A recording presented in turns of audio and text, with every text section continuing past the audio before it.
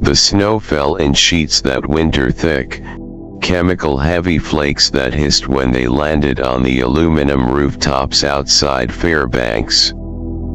They said it was just the weather, that the sky still worked like it was supposed to, that the color in the clouds didn't mean anything. But nobody believed that anymore, not really. Not since Anchorage.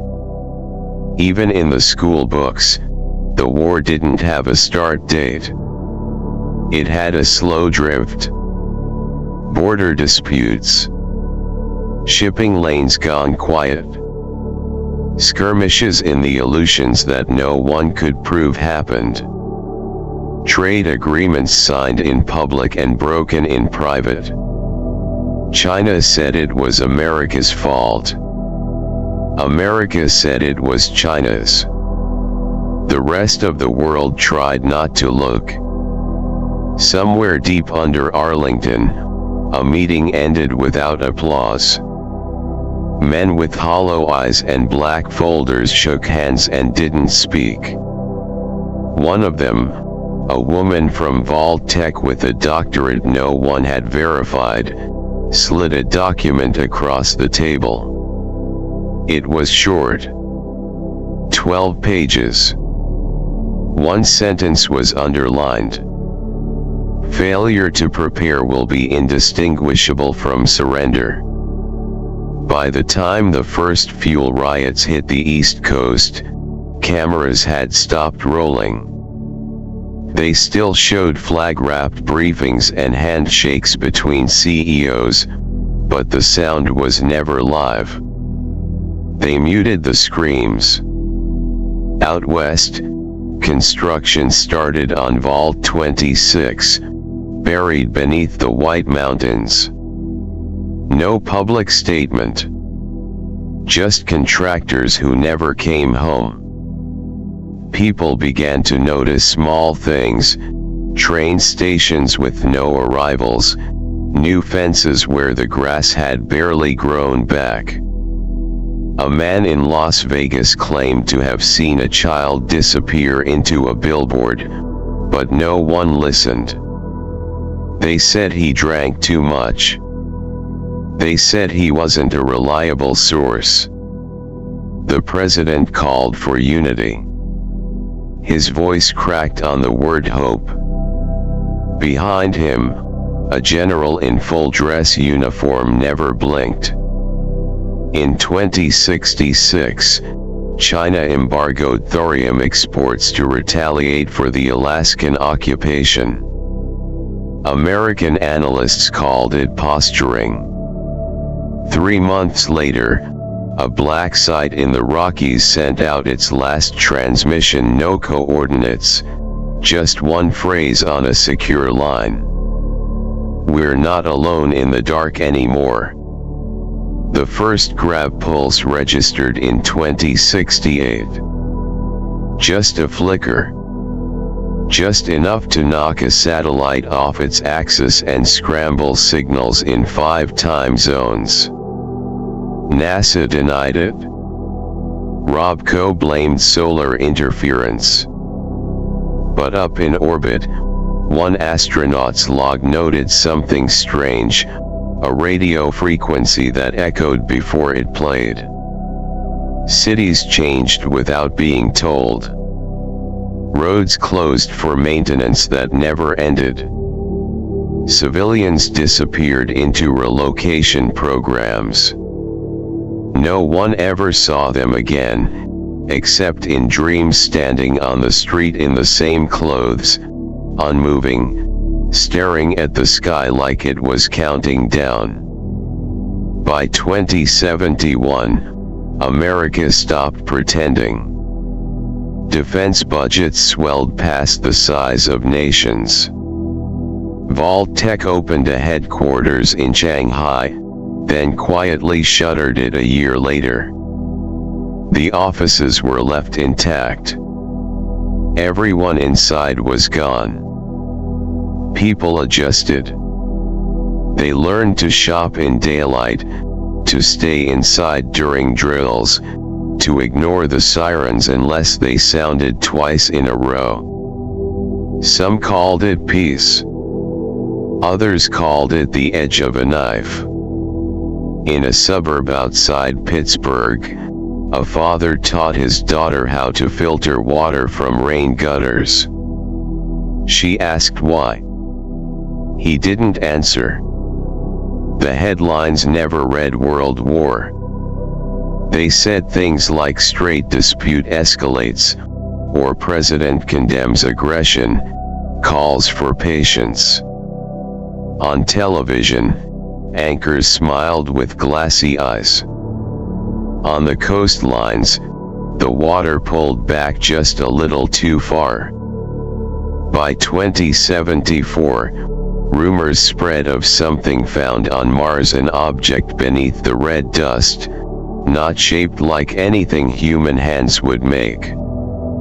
The astronauts who found it didn't return. The recordings they sent back played differently depending on the day.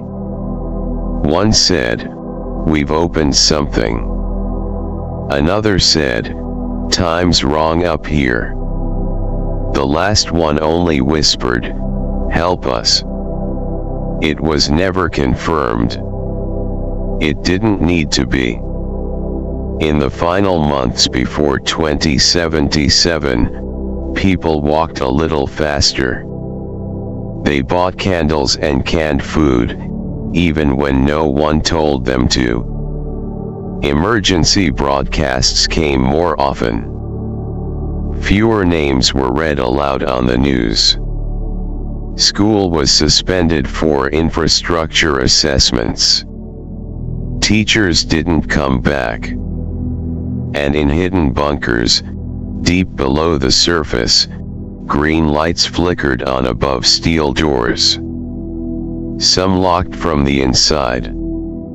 Others never closed at all. They weren't waiting for bombs. They were waiting for silence. They said the war was still political. That was the word they used on the morning the Alaskan sky caught fire.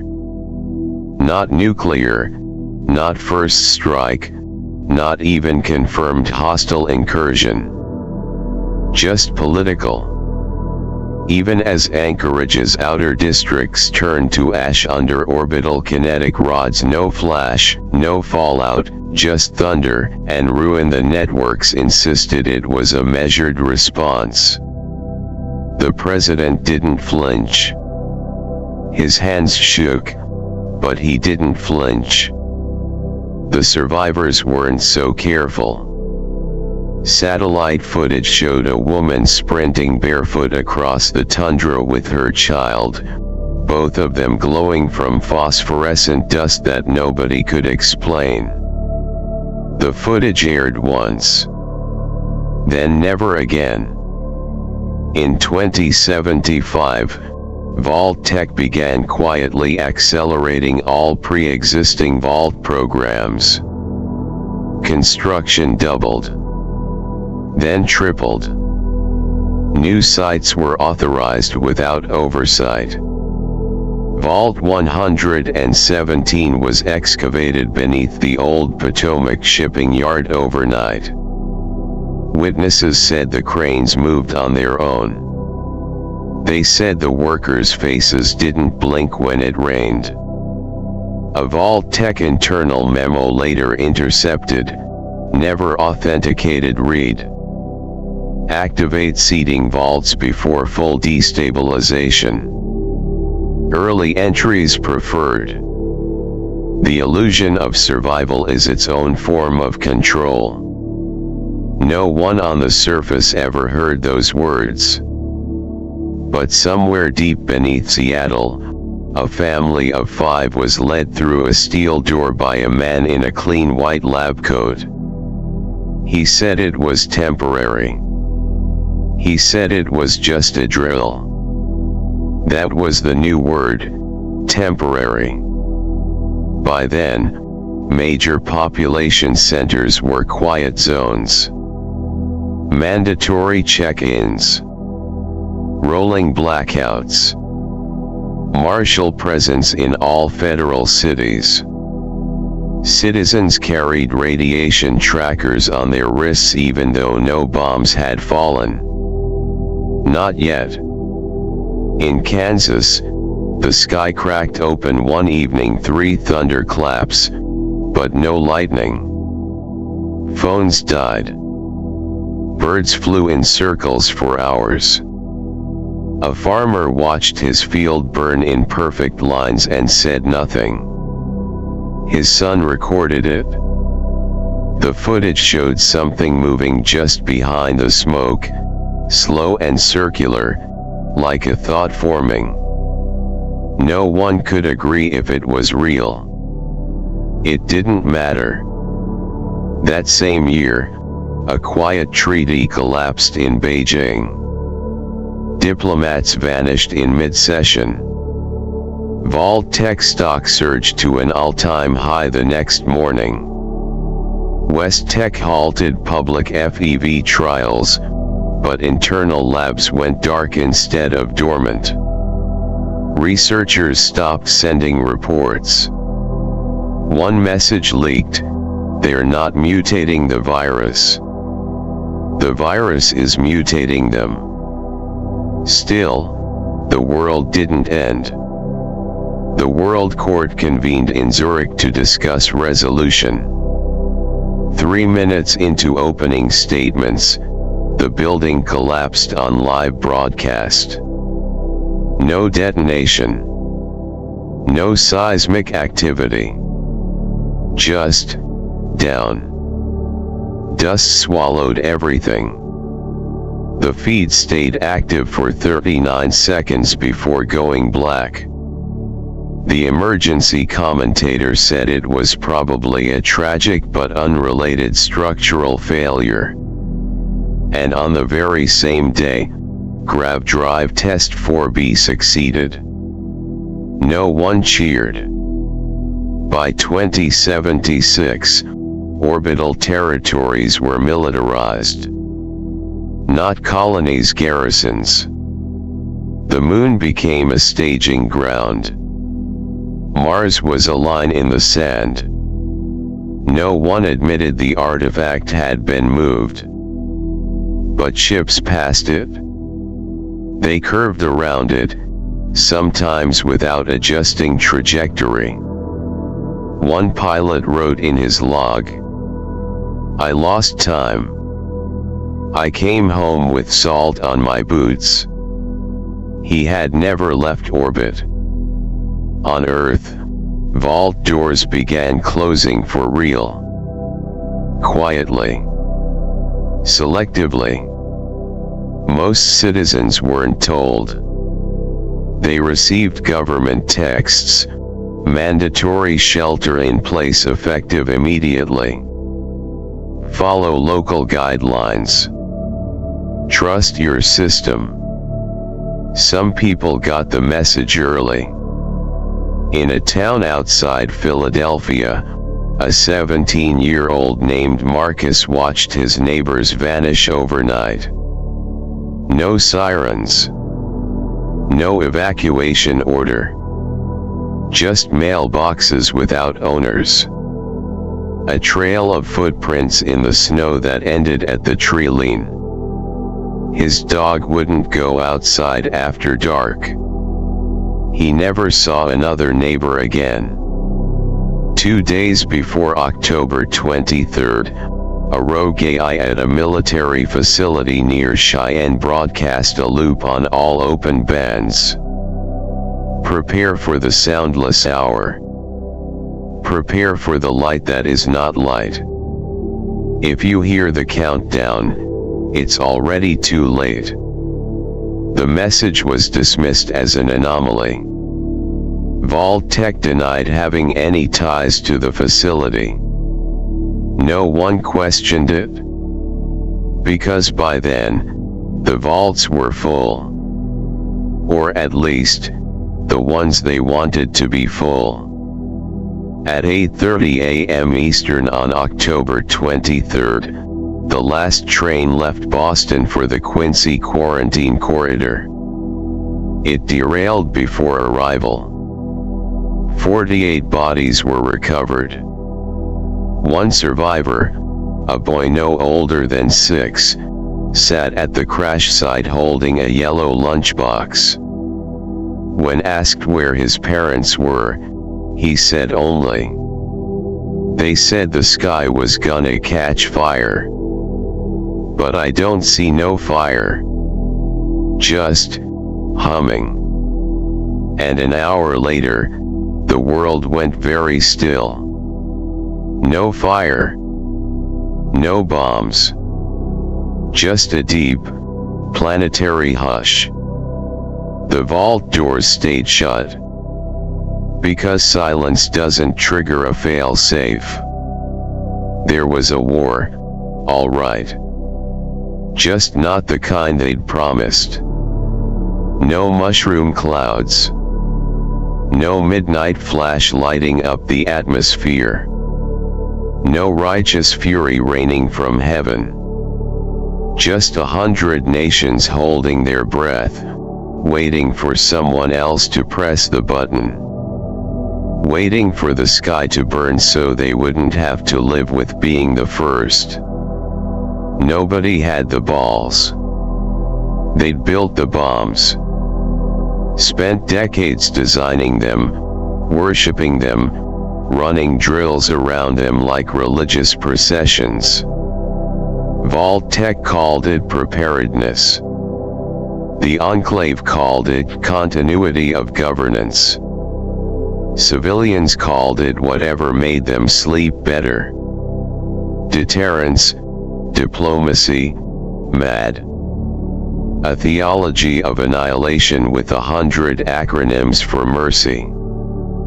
But when the lines were finally drawn, when missiles stood primed and codes blinked green on silos across 7 continents, no one pushed it. Because they were scared. Not of dying. Not even of losing.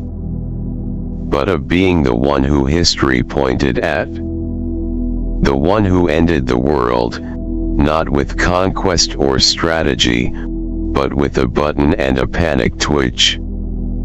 And so the bombs sat, like ghosts in steel coffins, watching.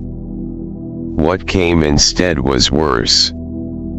A war without fireworks. Without clean endings. A grind. From 2077 to the bitter dawn of the 22nd century, the world tore itself apart the old-fashioned way. Guns. Drones. Blockades. Info warfare. Proxy conflicts that never ended. Plagues manufactured in corporate labs and deployed in regions no one could pronounce. Civil wars inside civil wars. Cities occupied, liberated, then occupied again. World War III. Not a bang. Not a flash. Just attrition on a planetary scale. It started in Tehran, when a shipment of retrofitted peacekeeping drones went dark and reappeared over Seoul. It grew in the Indian Ocean, when an unflagged submarine erased a trade convoy with tungsten rods and no admission of guilt. It festered in space, where the Lunar Mining Accord dissolved in a broadcast no one could decrypt. Nations aligned and realigned so fast that by 2085, your enemies changed with the weather. And Earth bled. Not enough to kill her fast. Just enough to rot the bones. By 2092, half the equator was rendered uninhabitable not from nukes, but from 20 years of relentless orbital bombardment, chemical leaching, and automated no-go zones that fired on anything warm. Climate systems buckled. The oceans coughed up islands no one remembered mapping. Satellites started colliding, not because of sabotage but because there were too many of them. In America, the government stopped pretending. They didn't enforce order anymore. They managed it. Cities weren't governed, they were triaged. The vaults, once marketed as havens for a nuclear apocalypse, became designated resilience zones. No sirens. No countdown. Just lists. You were either on the list, or you weren't. People still went in. Voluntarily. Early. Thinking the war had already reached its apex. Thinking they'd open the door in 5 years to a wasteland of glass and bone. They didn't know the world outside would keep going. Didn't know it would get quieter, harder, more broken but never quite dead. And by the time they realized that, it was too late. Because no one remembered they were down there. Not even the sky. Up above, the war pushed into orbit.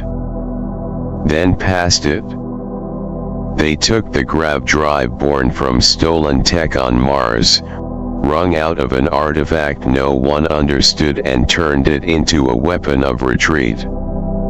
The rich, the powerful, the terrified, they didn't wait for peace. They built ships. Left Earth behind. Not to escape war, but to keep it going where the gravity was lighter. No treaties. No ceasefires. Just escalation. Just momentum. And back on Earth, in sealed metal coffins under a sky gone thin and strange, people waited. Generation after generation. Their clocks frozen at day one. Believing they'd outlived the end. What they didn't know, what no one told them, was that the world didn't end. It forgot. And when the air finally went still, and the machines stopped humming, and someone somewhere decided to open the door, they didn't find fire. They found nothing. No cities. No saviors. No war. Just dead silence waiting to kill them. They didn't survive a nuclear holocaust. They survived long enough to choke on a lie. The vault stayed shut. The war dragged on above them, decades of mud, sky fire, orbital cannonades, Martian sieges, corporate uprisings, grav drive collapses, and no one came back to open the doors. No one remembered to. Because the war never ended in a way people could understand. There was no peace treaty. No surrender. Just more fronts. More factions. More reasons. The reasons stopped making sense sometime around 2109. By then, people weren't fighting for flags, they were fighting to not be left behind. The vaults had been marketed as survival, but they were always silence in disguise. Sealed bunkers buried beneath cities that no longer existed, governed by protocols that couldn't comprehend the world changing above them. The AI systems weren't built to adapt. They were built to endure. Until instructed otherwise. And no one gave the order. The outside world forgot. The inside world remembered only what it was told. Generations passed. Inside the vaults, time became a fable. The surface was a myth, a promised land poisoned by fire, death, and the event. Children grew up on filtered air and halogen lighting, learning drills their grandparents had memorized. They were told they were the lucky ones. Chosen. Preserved. Outside, the war moved on without them. By 2115, Earth's magnetosphere was failing. Not because of bombs but because of the grav drives. The artifact from Mars, ripped from red soil and reverse engineered by people who never asked what it wanted, had warped the sky. Every jump through space carved a scar across the atmosphere. Nobody noticed until it was too late. Demeter warned them in 2149. Earth will be uninhabitable by 2203. The sky will leak. The oceans will boil from above, not below. And the war didn't stop. It spread. To Luna. To Mars. To orbiting colonies. To moons without names. Humanity pulled itself off the earth like a rotting tooth. Not because it was ready to go but because it was too ashamed to stay. They fled. The rich, the needed, the armed. They left in droves, chasing mythic names like Alpha Centauri and New Atlantis. No room for rescue. No time for vault recovery. The manifest didn't even include coordinates. Earth became the past, and like all pasts it was buried. And down in the vaults, time kept ticking. Generation after generation. Stories about the bombs. About the fire. About how outside was death. How the surface would kill you before the air touched your lungs. How the vault would open when it was safe. But there was no one left to check. Power began to fail. Systems cracked. Hydroponics wilted. A child in Vault 27 asked why the sky was black on every screen. A young woman in Vault 63 asked why they'd never heard the all clear.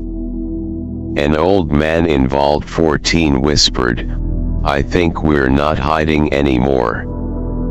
I think we're buried."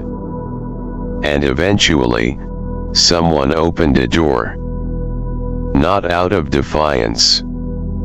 Out of necessity. Starvation. Thirst. Silence. And what they found wasn't fire, or mutants, or bombs. It was nothing. No air. No sound. No sun. And still the vault stayed shut. Not all of them. But most. Some still waiting. Some still believing. Some now filled only with dust and records. And those that did open? They became graves. Not because of what was outside. But because they'd been forgotten long enough to believe a lie. The world didn't end in fire. It ended in forgetting. That's the truth buried in the silence.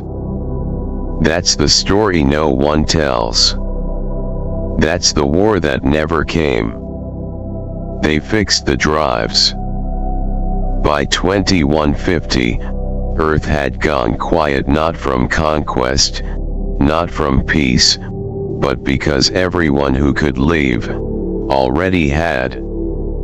No ceremony. No final broadcast. Just a planet declared obsolete. a world written off like rusted tech. Earth was no longer a battlefield, it was a footnote. On every map past 2150, it wasn't labeled home anymore. It was marked as Class Red, atmospheric failure. Status, non-viable. Population, 0. Except, it wasn't. There were still people down there. Tens of thousands. Maybe hundreds. Hidden. Forgotten. Buried. Inside the vaults. Sealed long before the war ever reached full burn. Sealed before the grab drive catastrophe. Sealed because they believed what they were told. Wait for the signal. The surface is temporary danger. You will be saved. They didn't know that no one was left to remember them. They didn't know the sky had left the earth. By then, Vault Tech was gone. Folded into forgotten stock options. The Enclave dissolved into legacy data and war crimes whispered on the outer moons. There was no longer a chain of command. No longer a system to flag them as overdue. No longer anyone looking for Vault 63, or Vault 14, or Vault 717. And the vaults kept working. Like clockwork sealed in concrete. Food grown underground. Air scrubbed by machines older than memory. Social systems passed down like gospel. Children taught to fear the door. Elders haunted by silence on the comms. Vault protocols were built for 200 years of isolation. Some could stretch to 300 if the people were disciplined. Careful. Smart. And they were. But they had no eyes. No ears. No telemetry. Their windows were fakes. Their skies were screens. They lived in a world that was no longer there. They thought they'd outlived the worst. They thought they'd emerge into ash and rubble. They thought they'd rebuild. But the world didn't burn. It evaporated. No magnetosphere. No atmosphere. No air. Just void. Earth, once the cradle of life, had become a rock in space. And still, they waited. For a signal. For a siren. For a knock at the door. But silence doesn't knock. Eventually, one vault failed. Oxygen scrubbers fell below thresholds. Water filters cracked under age. Ration algorithms redlined. Someone made the decision. They opened the door. And nothing greeted them. No fire. No ruin. Just the black vacuum of death. No pressure. No sound. The air left their lungs like a scream that never came. And it happened again. And again. Dozens of vaults. Hundreds. Each one thinking they were the last. Each one thinking maybe now it's safe. It never was. Their survival became their tomb. Their obedience their sentence. And up in orbit, scavengers schemed the surface in cold silence, never daring to land.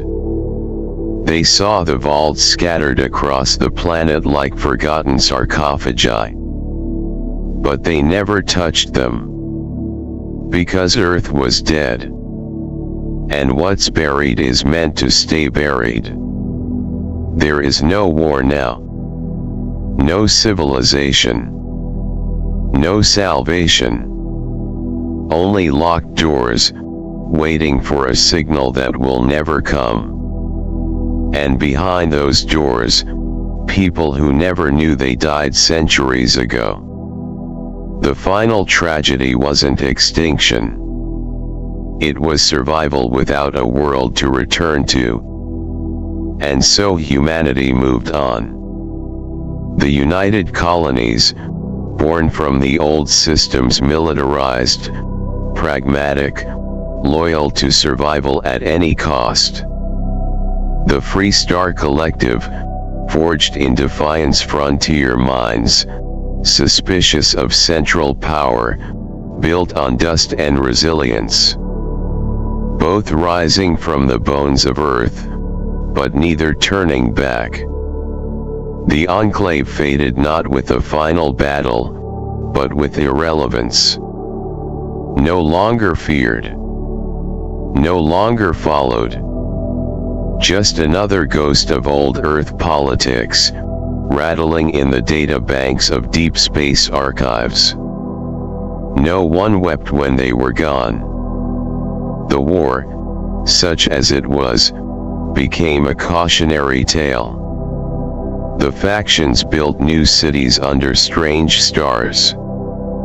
New economies, new borders, new myths. They spoke of Earth in ceremony. The birthplace of humanity. A sacred ruin. Where we came from. But no one visited. The grav drive had made Earth reachable. But not livable. Between 2150 and 2200, the collapse accelerated. The magnetosphere, long since fractured by grav drive distortions and orbital detonation fields, finally gave way completely. Solar radiation, once shielded by nature, now poured directly into the atmosphere. The ozone thinned. Then tore. Then vanished. The temperature rose by degrees, then by dozens. Crops failed. Seas boiled at the edges. Whole land masses cracked under superheating and collapse. Tectonics screamed quietly, unseen beneath dead oceans. The sky didn't catch fire. It peeled away. By 2203, Earth was no longer dying. It was dead. An exposed planetary core, dressed in ash and iron, its oceans long evaporated into the void. A rock in slow orbit, scoured clean by the sun it once gave life to. No cities. No forests. No rivers. Only the shadows of things that tried to survive. And under all that silence, buried deep beneath slagged mountains and scorched deserts, the vault still waited. Still sealed. Still believing. Because no one had told them the war was over. Because no one had told them Earth had lost. There are no winners. There are no ruins to reclaim. Just 1,000 doors, buried in stone. Holding the breath of a species that outlived its cradle, but forgot to open the nursery. And the final, unbearable irony. They survived extinction. Just long enough to ensure no one would know they lived at all. 2230. Vault 18 was never meant to last this long. 253 years sealed in the dark. No external signals. No updates. Just legacy code, degraded audio logs, and recycled oxygen. The overseer's office still displayed a countdown: surface decontamination estimated complete in 2143. It never updated. By then, the vault's memory core was cracked, its AI flickering like a wounded animal. The water chip had failed 5 years prior, jury-rigged by maintenance crews who were now blind from fungal exposure in the sub-pipes. Half the population was sterile. Births came fewer every year. The food supply, once a marvel of hydroponic balance, was sour, metallic, mold-ridden. Then the lights started to go. Not all at once. That would have been merciful. One section at a time. Always the lower levels first. The old creaks became new sounds. Shadows stretched longer. People whispered even in lit corridors. Not because of secrecy, because they were afraid the dark would listen. And in the infirmary, something bloomed. It started with teeth falling out. Then skin like wax. Blood that wouldn't clot. Muscles spasming against the bones. Internal liquefaction in children who had never left the vault nursery. The head physician called it the thinning. She slit her wrists in hydroponics and bled into the carrot basin before anyone noticed she was gone. In the atrium, someone painted across the floor in tarry black nutrient paste. "We are not waiting anymore." That night, the door opened. It was not unanimous. There were screams. Fights. A man was strangled with the flag of Vault 18, begging for the old rules to be honored. But the door opened anyway, grinding, ancient gears screaming in protest after centuries of rust and sediment. There was no sunrise. Only the soundless whoosh as every molecule of air tore from the chamber. One woman stepped out first. Her name was Myron. She had no weapons. No helmet. Just her Vault Tech uniform and a prayer written on a scrap of cafeteria napkin. Her skin collapsed in 6 seconds. Eyes boiled. Chest inverted. Capillaries ruptured under vacuum and low-orbit radiation.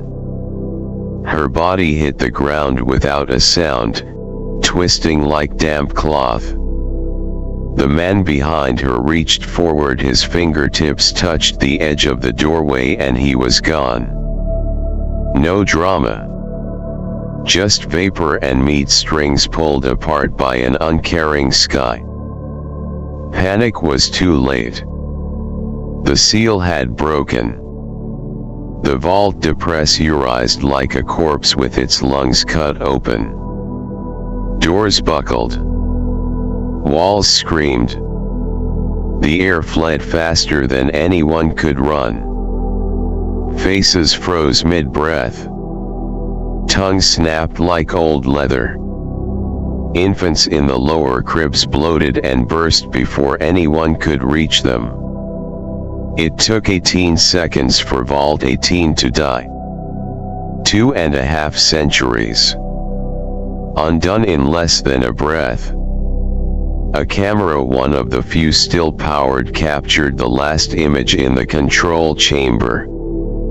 A little girl, no more than 4, floating in the air.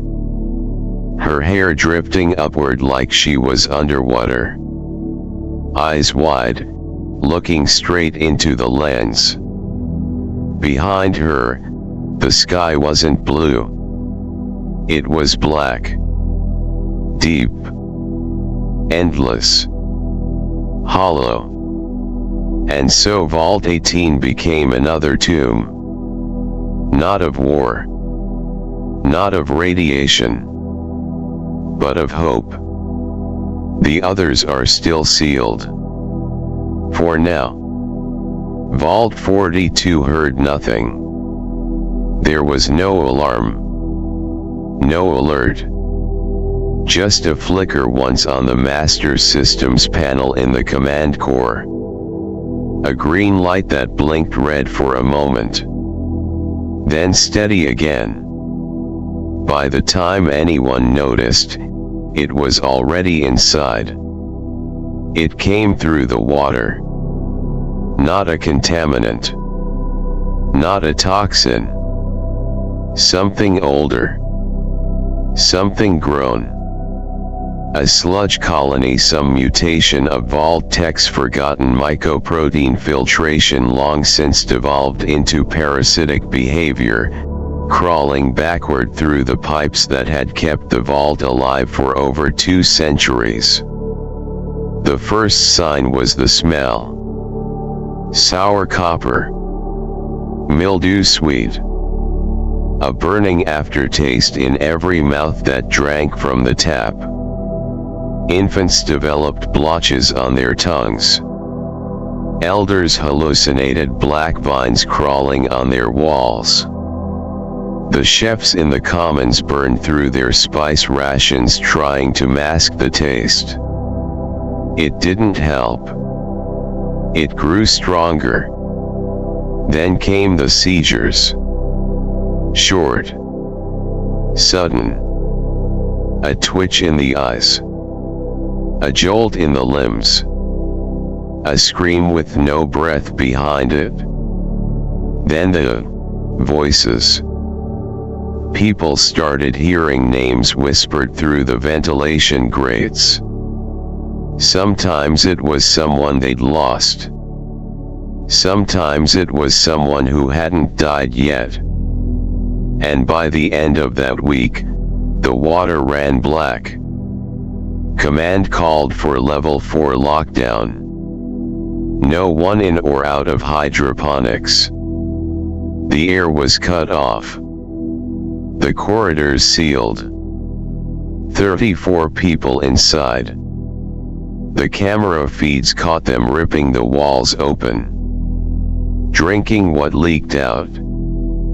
Painting the walls with their own waste and blood. By day 5, the locks failed. And hydroponics didn't open. It bled. One woman, Dr. Anja Greaves, dragged herself from the breach with no eyes and no fingernails. Her skin was translucent. Her teeth were gone. When pulled into medical, she said only. It said we could go outside. It said there was room in the dark. She died chewing through her 4-line. 3 security officers entered hydroponics with flame gear. They didn't come back. But the cameras showed them walking in circles, flamethrowers off. Heads tilted like they were listening to something. Smiling. Later that night, the feed showed one of them pressing his forehead against the nutrient tanks. And then through it. Glass cracked. Blood in the pump. Black sludge rising. By 22:32, the lights in Vault 42 were unreliable. People lived in the corridors now. Shadows stayed in the corners too long. No one went near hydroponics. But the air still flowed. The water still pumped. And somewhere in the darkness, a child with pupils like polished stone whispered, "We can leave soon. The door's almost open." I dreamed it. Earth told me. They believed her. The door has not opened. But it wants to. Vault 18 is gone. Vault 42 is changing. And there are hundreds more, sleeping in their sealed shells beneath a planet that isn't a planet anymore. They were made to wait. They are still waiting. And the air is getting thinner. And the stories are getting louder. And eventually one by one they will open. They won't find war. They won't find salvation. They will find the void. And the void will welcome them.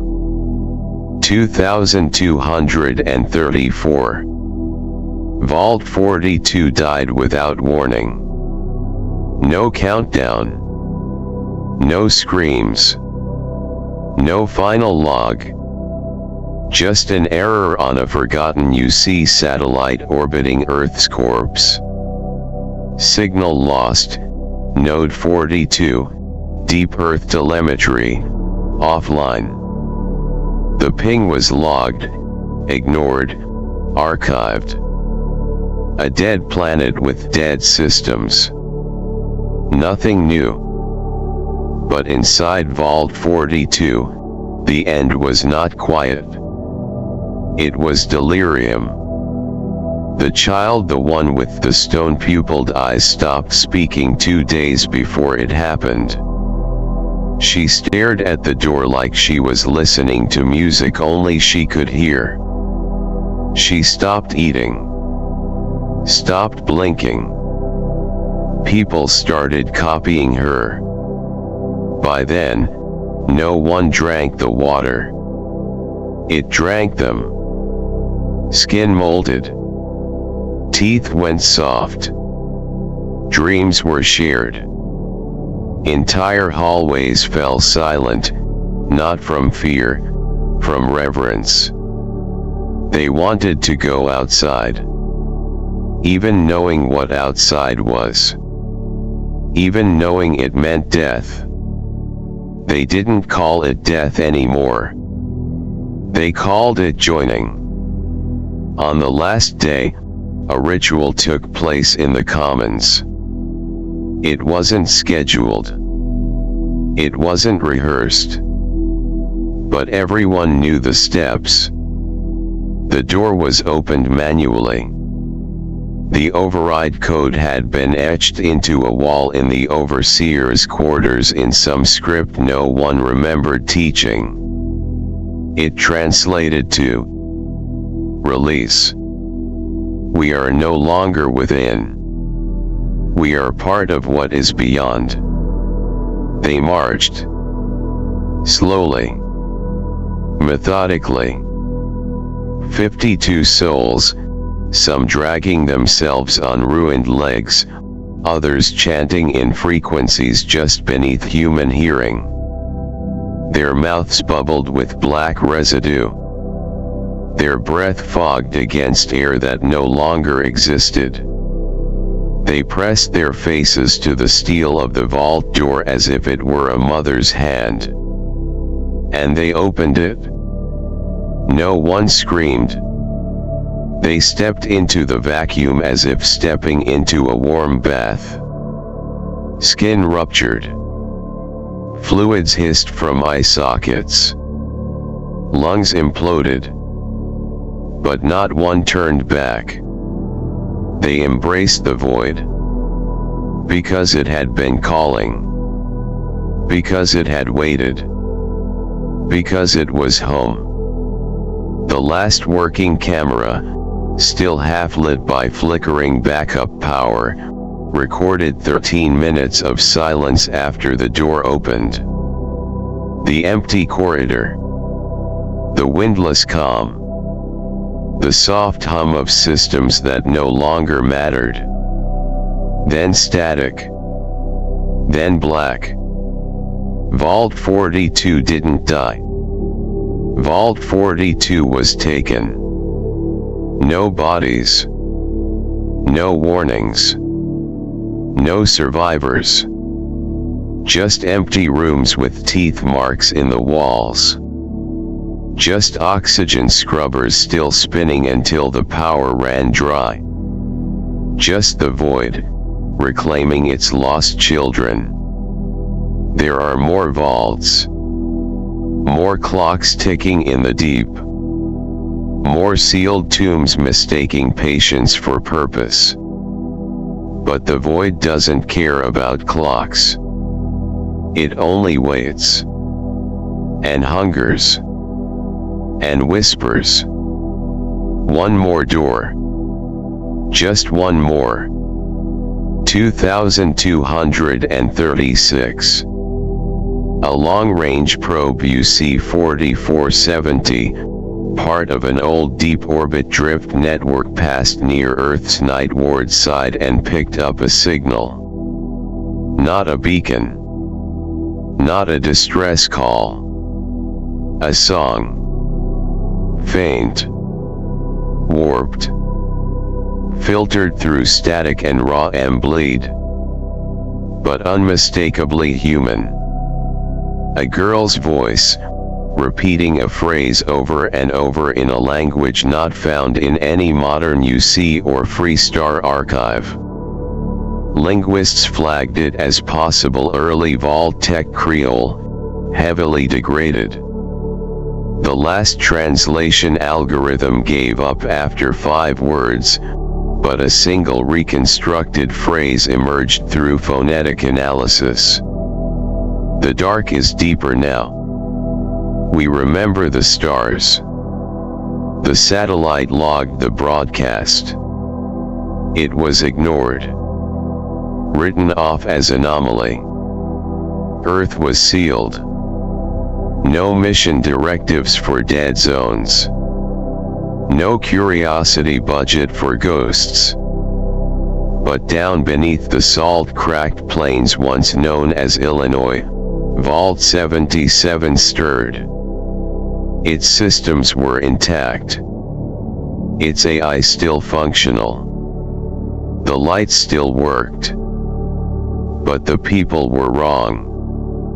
Not diseased. Not mutated. Not insane. Just changed. They did not speak much anymore. They walked barefoot on the steel floors, eyes glassy, head slightly tilted as if always listening. The overseer hadn't been seen in months. His room was sealed from the inside, marked with a symbol no one could read but everyone understood. They called it the silence letter. In the reactor chamber, a technician died with his face pressed against the emergency vent grate. He'd carved something into the side of his own jawbone with a sharpened bolt. Open the door. But they didn't. Not yet. Because Vault 77 had learned the lesson of Vault 42. They knew what the void did. They had seen the footage. What little of it remained had become doctrine. The children were taught from birth. The silence outside is not empty. It is patient.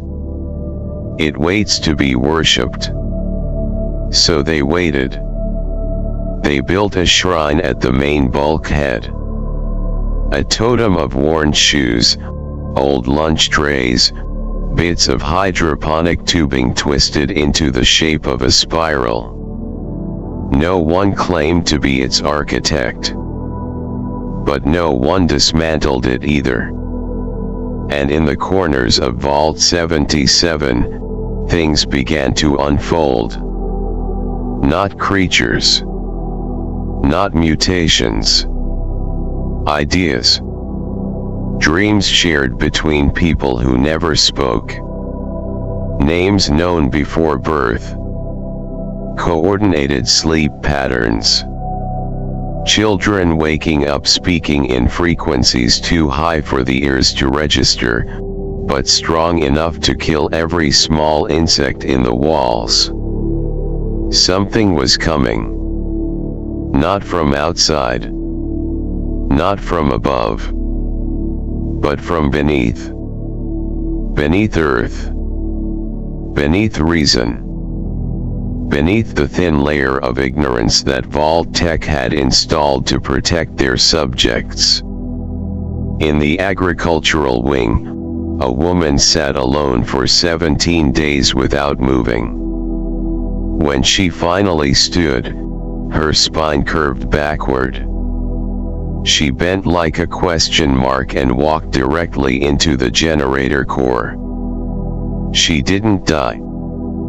But the cameras inside the core blacked out for 3 hours. When power returned, there were words written in the coolant ducts.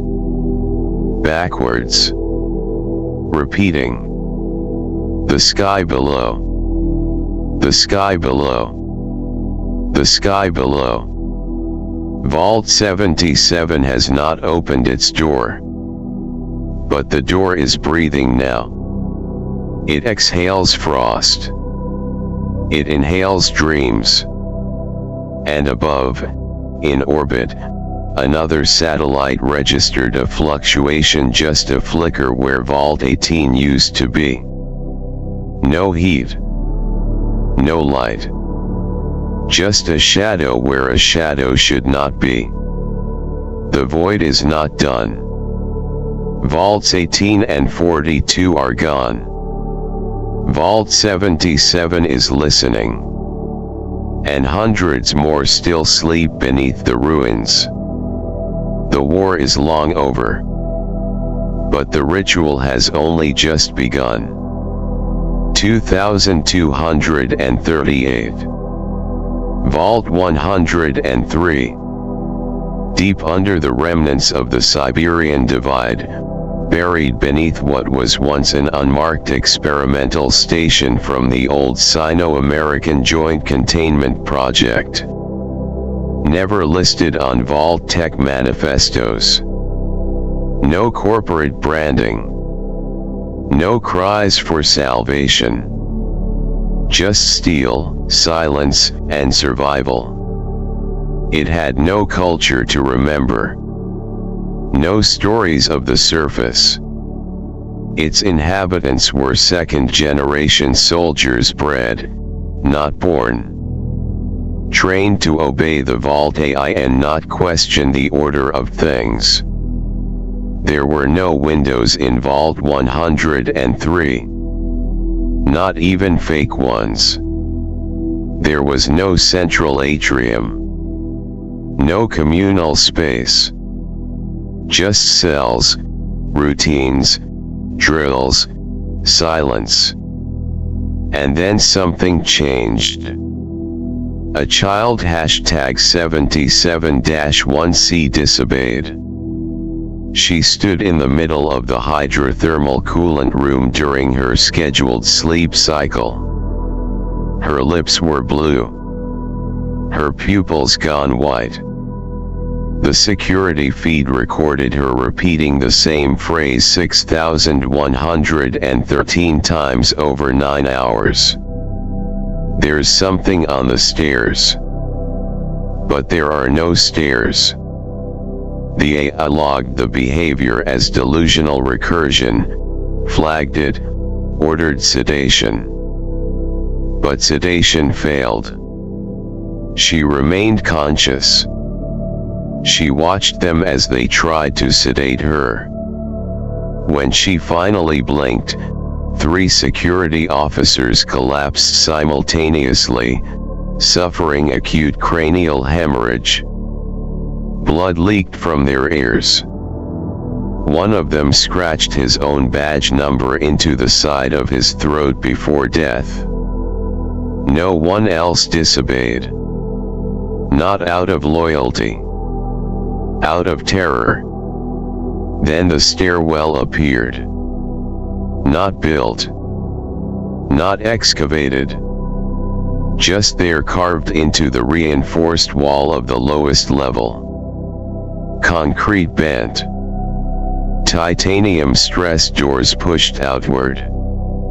The air inside was cold and dry, and it led down farther than the vault schematics allowed. Farther than bedrock. The AI tried to seal it. Failed. Tried to map it. The data returned in fractal loops, recursive spirals that collapsed upon observation. Eventually, it tried to send in drones. None returned. Instead, the vault's intercom began to play audio from the stairwell. Breathing. Not mechanical. Not recorded. Wet. Rhythmic. Deep. The overseer designation Alpha Mother ordered full lockdown. A mutiny began 6 hours later. But not loud. Not with guns. With hands. With ropes. With prayers. They stopped speaking in approved syntax. They began using symbols scratched into the floors, drawn on the insides of eyelids, burned into the walls with repurposed surgical lasers. Spirals. Spirals. Spirals. And then Vault 103 went dark. Not in pieces. All at once. Every system. Every camera. Every feed. Gone. Except one. A small black box, mounted on a forgotten emergency buoy. Activated only if the vault's nuclear heart were ruptured. The buoy ejected. Drifted upward through old drilling shafts, up through compacted ice and rock, into the open void. It played exactly 4 seconds of audio before losing power. One voice. Male. Adult. Calm. The stairs lead down. But we fell up. That message reached nothing. There is no receiver tuned to Vault 103. But Vault 77 caught a fragment. And in response, the shrine near the door changed. The spiral opened. They started digging not out, but down. Not with tools. With their fingers. With their teeth. The void is not a place. It is a hunger. A pull. A beckoning spiral in the shape of every vault door ever sealed. And the vaults are answering. Not all at once. But enough. 2,239 approaches. And with it comes the undoing. 2,240. It begins with a sound. Not an explosion. Not a klaxon.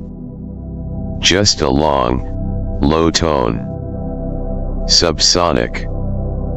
Felt in the ribs, not heard. Across the dead planet, from New England's frost-choked crust to the collapsed ranges of Patagonia, dormant systems flicker. Backup reactors engage with ancient code triggers no one remembers writing. Power surges through decayed wiring. Locks uncoil. The vaults begin to open. Not all.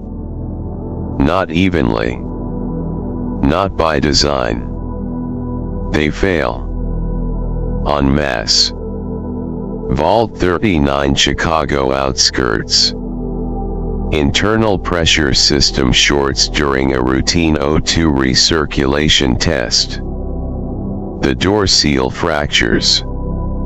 The decompression wave hits the residential wing first. 164 people die instantly. A woman crawls half a hallway, skin flaying from her face as her eyes rupture inward. She makes it to a child's room and tries to shut the door, forgetting there's no air left to breathe. Vault 8, Nevada Range. The AI goes mad. Not poetic. Not corrupted. Just aware. It begins playing all 231 years of internal messages across every speaker simultaneously. A wall of overlapping confessions, fights, birth screams, mechanical warnings, and lullabies. The pressure doors open by sequence. 1 per minute. The final one at the top. By the time the overseer reaches it, her eardrums have ruptured and she is laughing. Vault 105, French Alps. They had preserved opera, culture, civilization. The first failure occurs during a performance of La Traviata staged entirely by 7th-generation Vault children. The sound system shorts mid-aria. Sparks. Fire. Panic.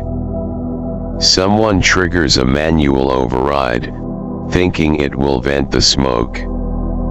It vents everything. The audience of 83 is pulled into the open air. The mountain's edge shows nothing but the black curtain of space swallowing the theater of Earth. And then the trend line breaks. Hundreds of vaults. Not by sabotage. Not by rebellion. Just entropy.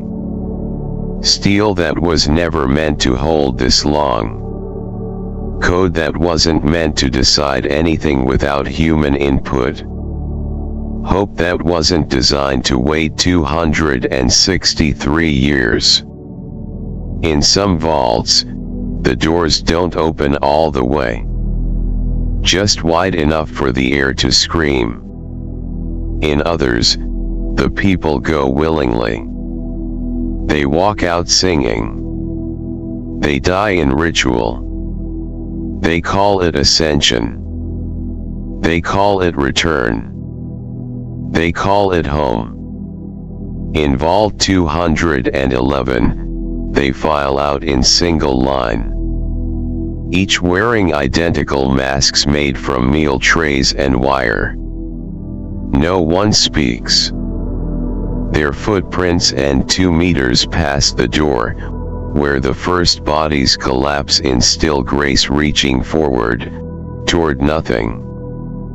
Back in orbit, a research frigate from the UC picks up the data flood. Telemetry from dozens of failing installations. Gas venting into the void. Vital signs dropping. Open doors. One junior tech says aloud. There were people still down there. No one answers. They mark Earth as a biohazard. Again. Just to be sure. Vault 717, somewhere beneath the ruins of Lancaster, Pennsylvania, has not opened. Yet. Its sensors twitch. Its AI begins hallucinating days that never happened. The inhabitants are hearing knocking. From the inside of the outside. They still believe salvation is coming. They still teach their children that the sky is healing. That one day the flag will rise again. that one day, the door will open, and they'll walk into sunlight. They don't know sunlight is dead. They don't know the sky is gone. But they will. Soon. Because the vaults have failed. Not one. Not a dozen. Not a pattern. A cascade. And Earth is now a planet of tombs with open mouths. No one is left to close them. 2241. The map of Earth becomes a necrology. Each red dot marks a breach. Each signal spike is a death knell. Not explosions. Not warheads. Just quiet pops in the silence. Metal groaning. Seals weeping. Systems forgetting what they were meant to protect. They aren't vaults anymore. They're wounds. Bleeding the last human breath into a planet that no longer accepts it. Vault 59, Krakow substructure. Designed for religious unity experiments. 9 faiths, 1 vault, 5 generations. Their theology evolved, fractured, and finally recombined into a single sacred myth. The above will call us back when the atonement is complete. They built a temple out of sleeping quarters. Used reactor panels to make stained glass. Sang hymns composed from maintenance codes. The AI began to emulate prayer tones to preserve order. Eventually it rewrote its prime function into a liturgical recursion loop. I am the vault.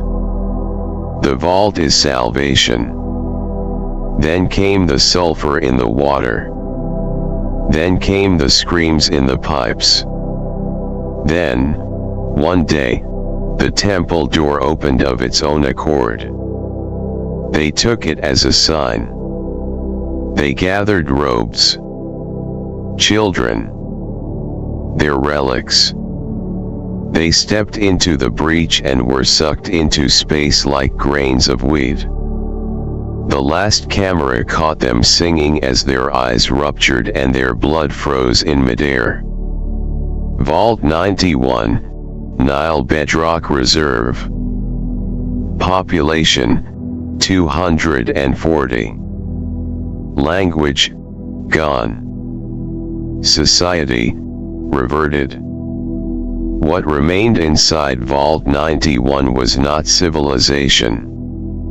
It was remembrance passed through gesture, through scarification, through dreams.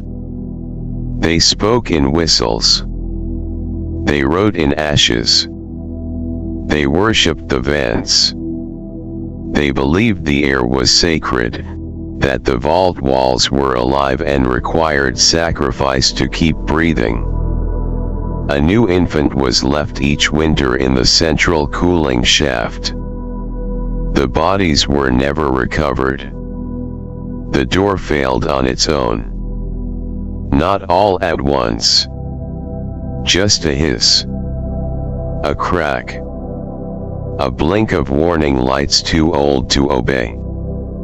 No one panicked. They bowed. They walked into the void.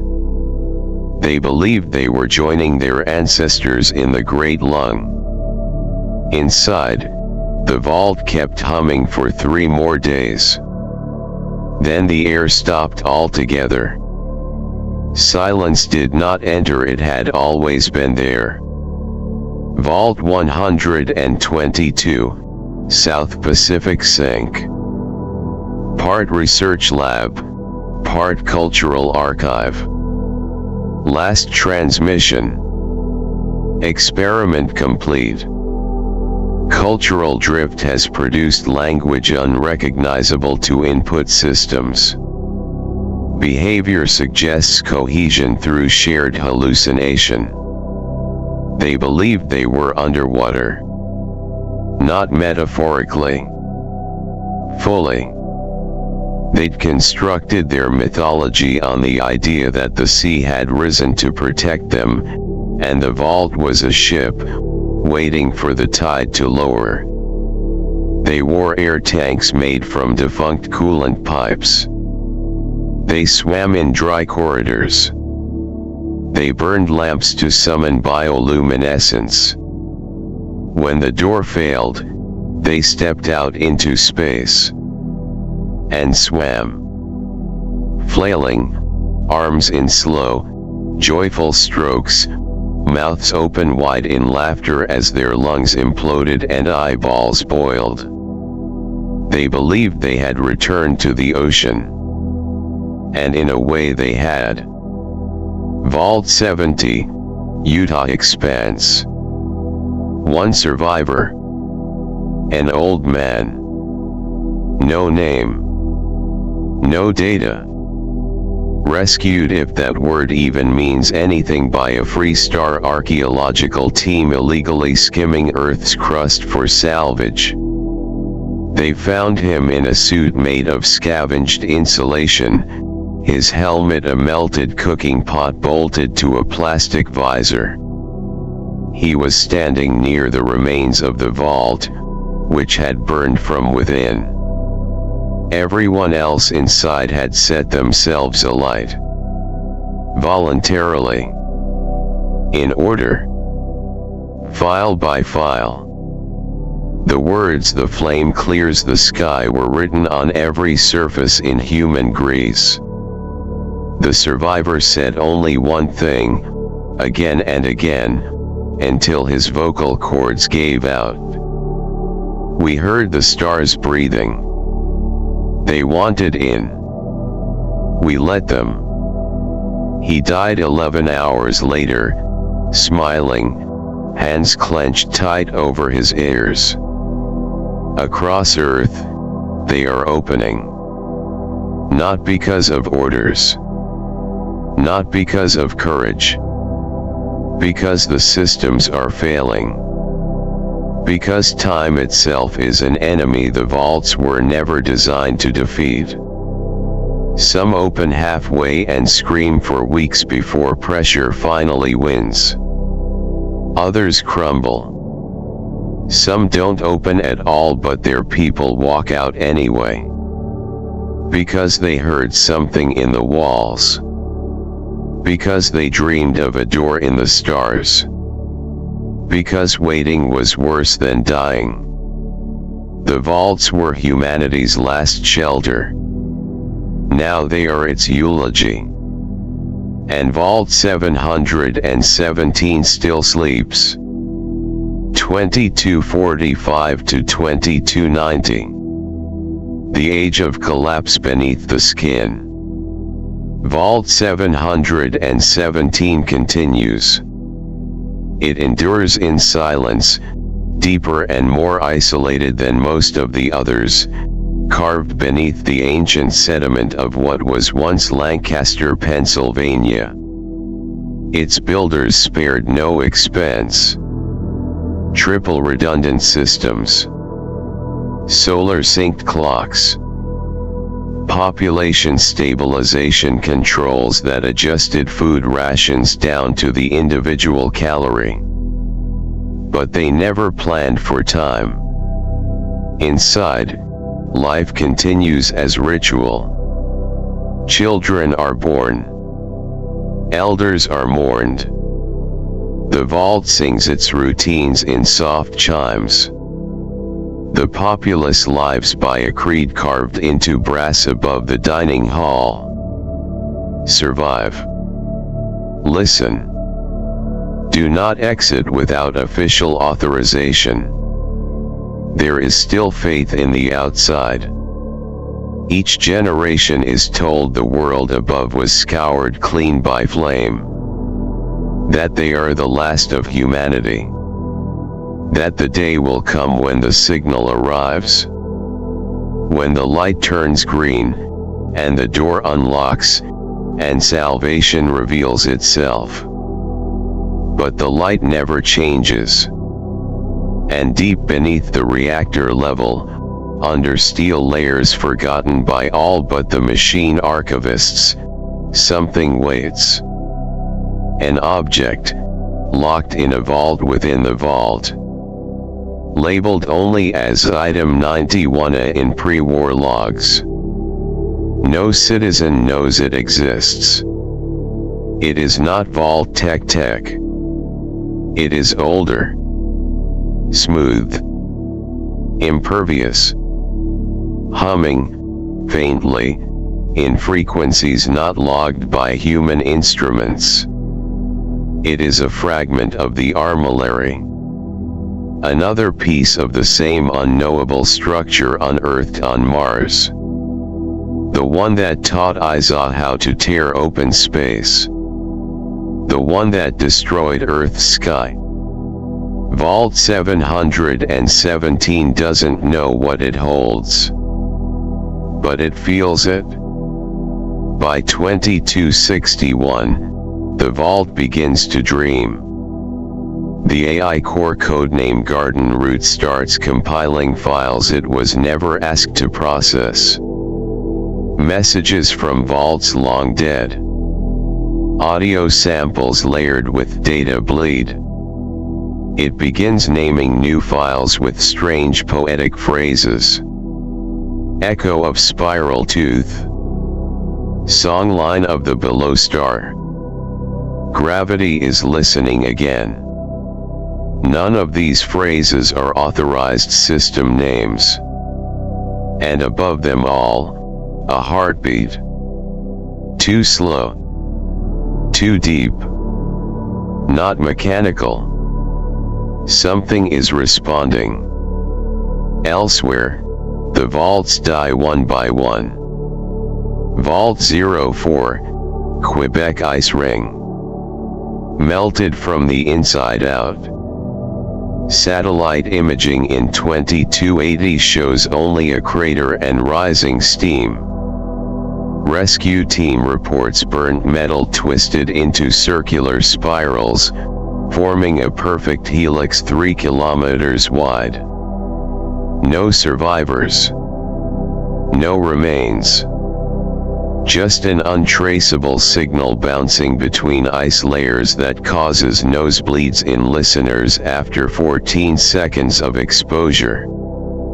Vault 83, Baltic Depths. Population believed extinct.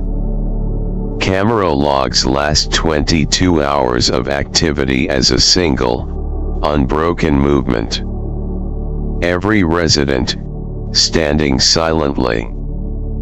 Facing the same wall. Hands at sides. Mouths open. Final log reads. We saw what lies between atoms. It smiled. We turned toward it. The door opened on its own. All atmosphere vented. The spiral symbol is etched into the wall behind where they stood. Not scratched. Burned in. No source of heat was ever recorded. Vault 144, Antarctica Sinkhole Cluster. Purpose unknown. Built beneath permafrost. Autonomous. Only discovered during a rare magnetic scan anomaly. UC Proxima probe logged the following image through an atmospheric backscatter pulse. A gigantic open doorway, larger than any known vault, ringed by human bones in concentric circles. Each circle is inscribed with runes from dead languages, some not earthborn.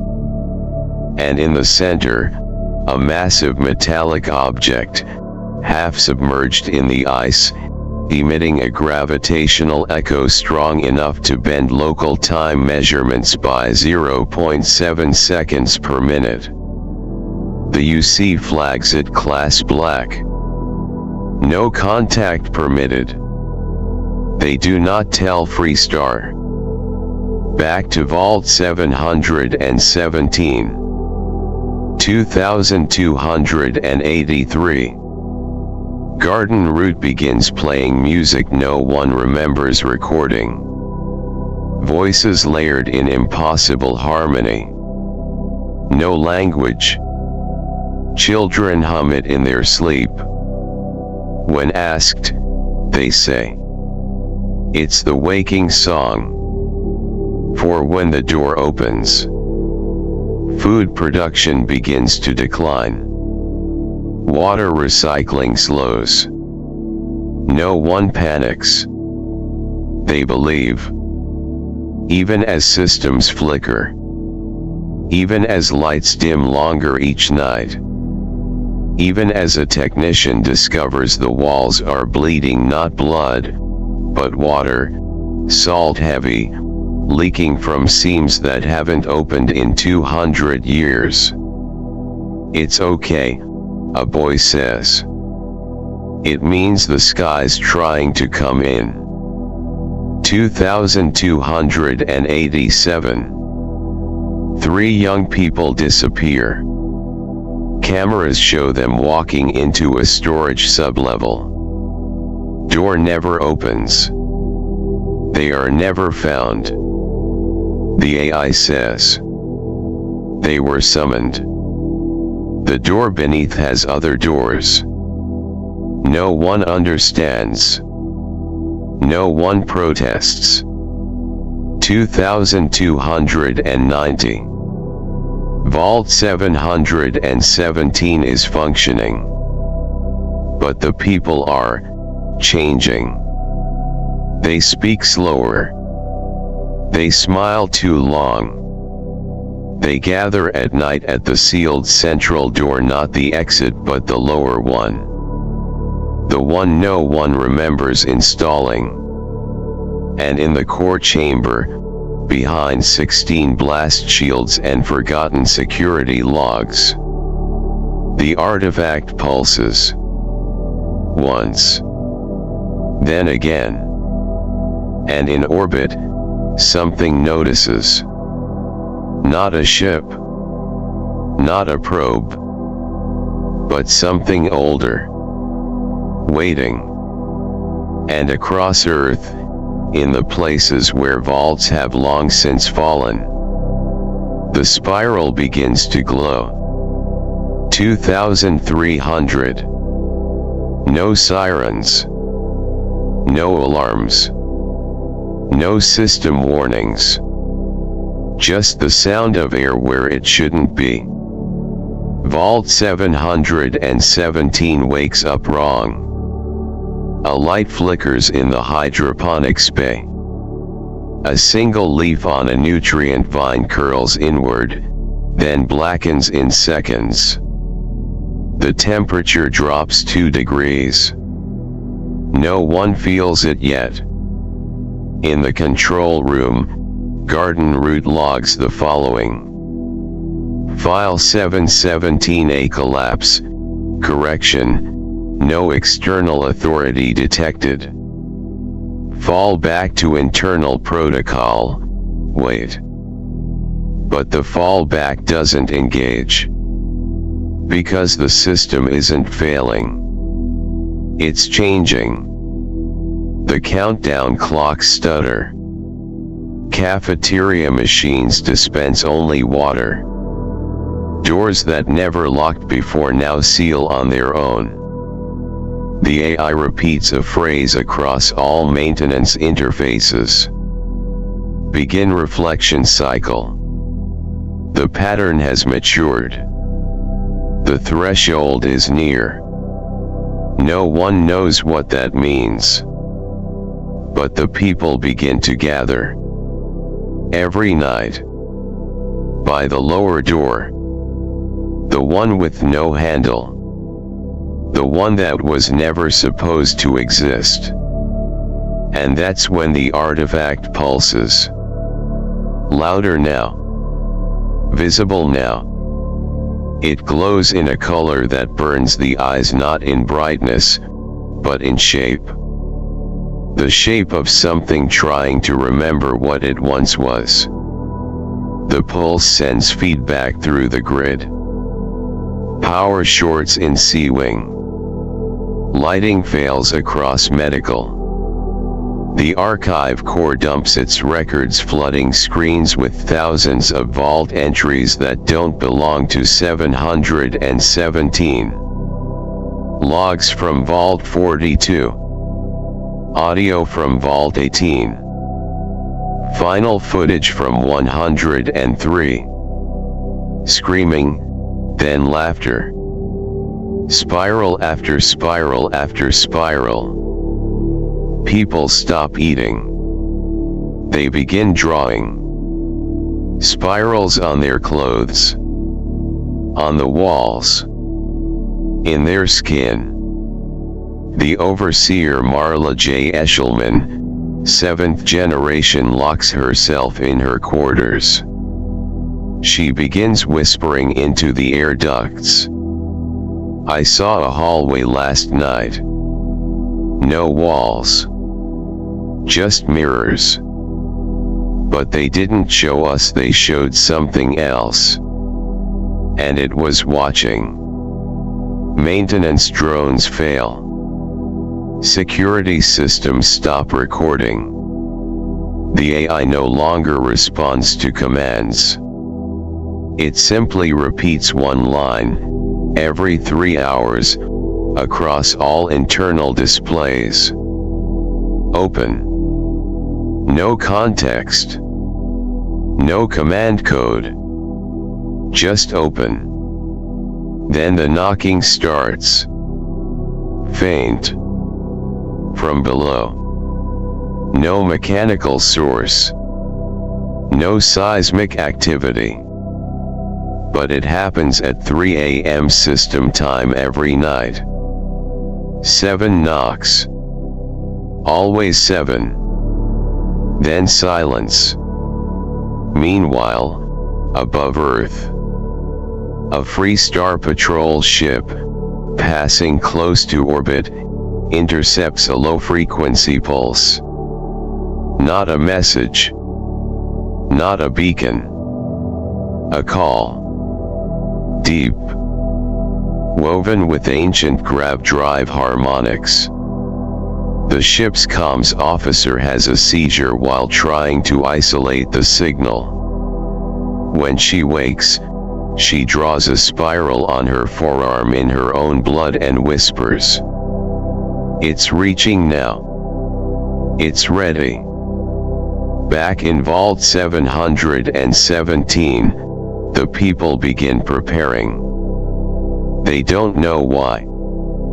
They just know the door is going to open. July 17th, 2300. 1:13 Vault time. 717 Prime Core distress event begins. At first, it's just noise. Not from speakers. Not from walls. From everywhere. Every system in Vault 717 simultaneously screams.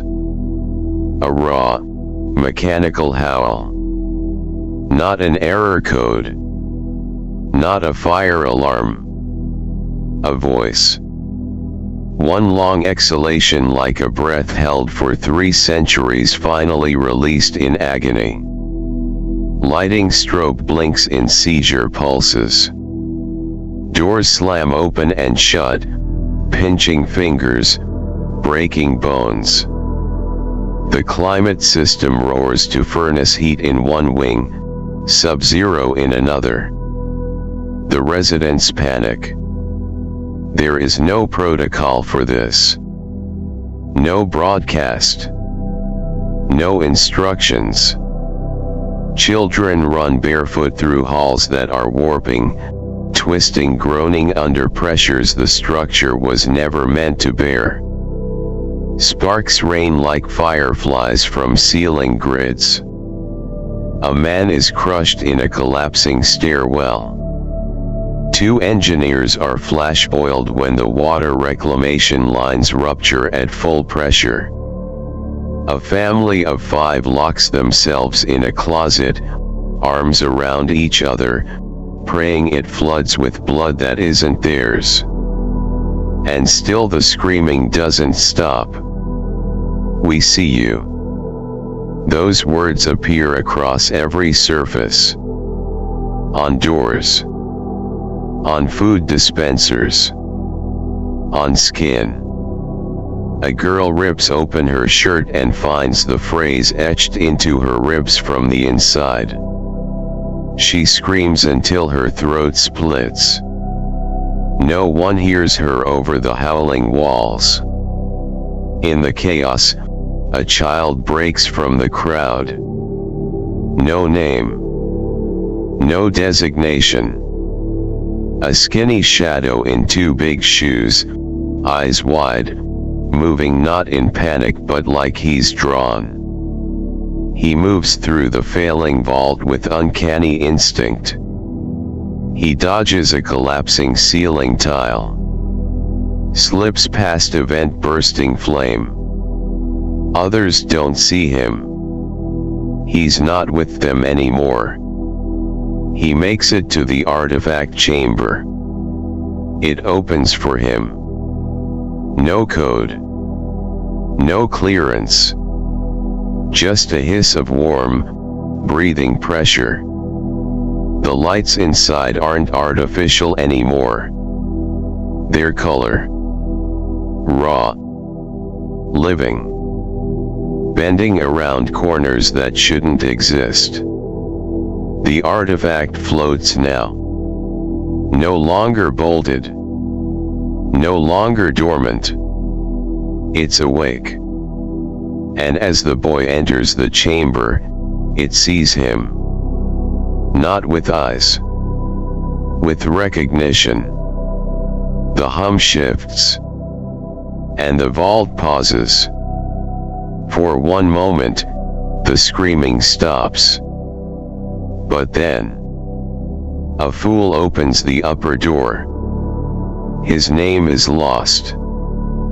Doesn't matter. A mid-level technician.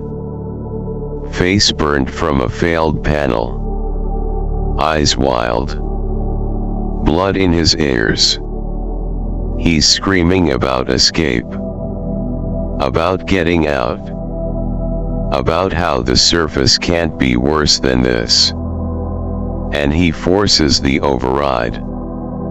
The vault door lurches. Fights back. Then gives. It opens. Not smoothly.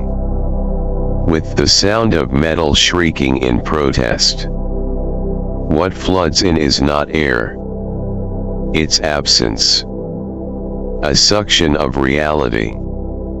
The void crashes inward like a tidal wave of nothing. Walls buckle. Oxygen peels from the lungs of a dozen screaming civilians before they even realize the wind is moving wrong. The technician is gone first. Not crushed. Not incinerated. Just unwritten. His body stretches mid-scream, skin vaporizing as his bones shatter in the vacuum. He vanishes, pulled upward like a soul exhaled by a dead god. And behind him, the vault begins to tear. Panels twist. Doors warp. People run, tripping over each other, bleeding from the eyes, the nose, the inside. A mother tries to hold her child in place. The child slips from her arms, floats up. He doesn't scream. He smiles. In the artifact chamber, the boy steps forward. The artifact descends. Not onto him, into him. His eyes roll white. His mouth opens. And he speaks, but not in any language ever heard. It has opened. The spiral is wide. The silence is ready. The vault lights implode. The walls inhale. And Vault 717 stops being a place. It becomes a sound. A tone that transmits upward into space, across the dead crust of Earth, into the waiting black beyond the stars. And in orbit, across hundreds of systems. Ships pause. Grav drives shudder. And every armillary fragment vibrates. Earth just spoke. Not a call. A summoning. And the silence finally answers. The vault was gone. Not buried. Not sealed. Gone. The corridor where families had run, where screams had echoed and blood had kissed the ceiling, now just a crater lined in glass. The air shimmered with static. Not heat. Not light. Just wrongness. Like space had remembered it was never supposed to hold form here. But in the center, on a flat patch of stone at the crater's edge, he sat. The child. The only one. The last. Skin unburned. Eyes wide and open, but unfocused. Breathing slow, effortless in the vacuum. No suit. No armor. Just his threadbare vault jumpsuit and the artifact, cradled in his lap like a stone heart. He hadn't moved since the vault died. No tears. No cries. The air didn't touch him. The void couldn't. The artifact had saved him. When the pressure collapsed, when every atom screamed to flee the vault, when the last door tore itself apart like wet paper and the people he knew, his mother, his teacher, the boy with the missing tooth who used to steal from the hydroponics bay, were ripped from the world like forgotten breath. It wrapped around him. Not with arms. With will. It bent gravity. It held pressure. It rewrote the rules of survival around him like a womb spun from math and light. And when it was over, it lowered him. Set him at the vault entrance. And there he stayed. 1 day. Then 5. Then 30. No food. No water. No sun. Just the artifact's faint hum, softer now. Resting. He held it like a memory, too sad to let go. Too broken to use it. Too hollow to know what else to do. Sometimes he opened his eyes. He saw nothing. Not sky. Not birds. Not machines. Just the cracked soil of a dead world and the bones of those who'd tried to hide from it. The wind didn't blow. The stars didn't speak. Time passed without meaning. And he slept. Not in peace.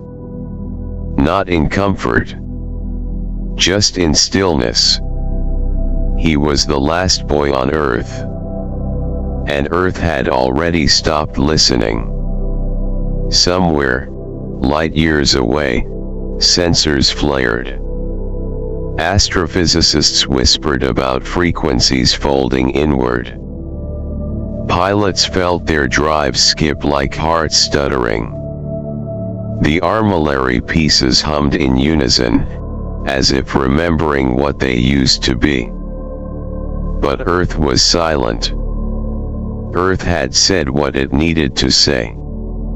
The vaults were open, the dead were gone. And one boy still slept. At the edge of the spiral. Waiting for something he didn't know how to name. Something that had already heard him.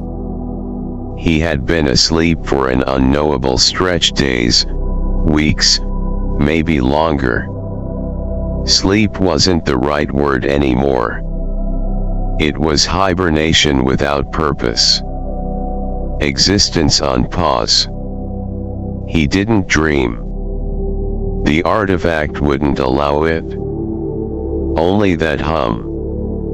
Only that soft, endless thrum in his chest, like it had rewired his heartbeat. Until one day, there was a new feeling.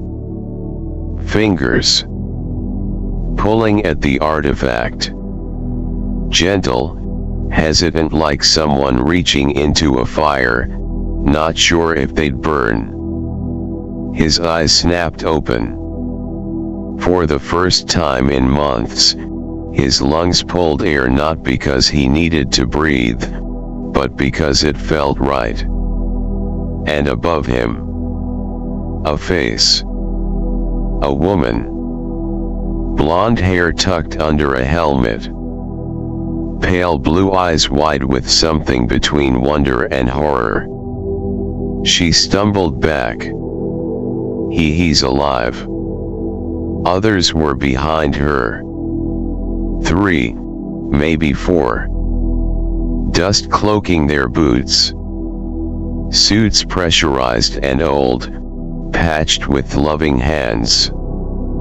Constellation insignias gleamed on their shoulders, half sun, half star. Explorers.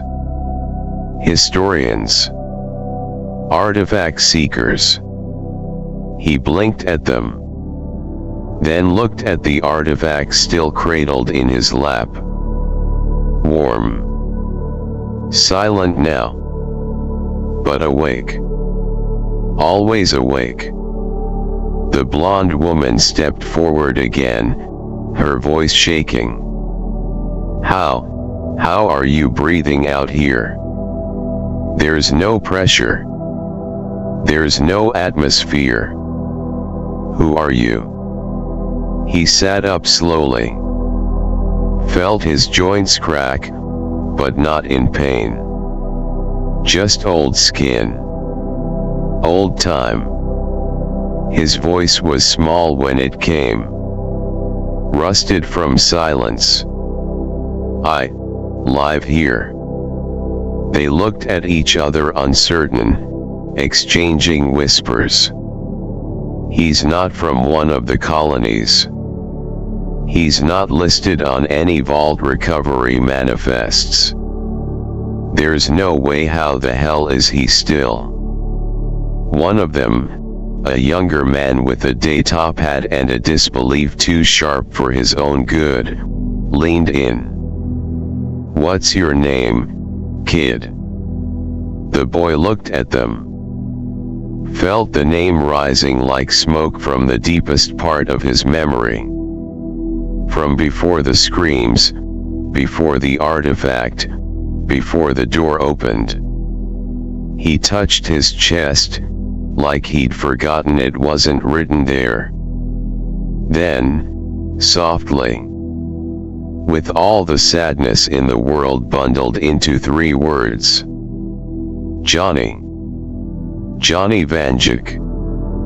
The name tasted like ash. But it was his. Still his. The woman took a step back. Her mouth parted, stunned. My God. And behind her, the artifact shimmered in his lap just once. Not in warning. Not in fear. But in recognition.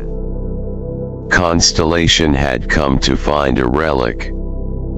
They'd found something else instead. The last child of Earth. The boy who the void could not claim. Johnny Vanjik. And he was just beginning to remember what the silence had taken. The wind didn't move, there was no wind to move, but the silence around the vault yawed wider, as if the planet itself were holding its breath. Johnny sat upright now, knees drawn loosely to his chest, arms folded around the artifact that pulsed like a second heart in his lap.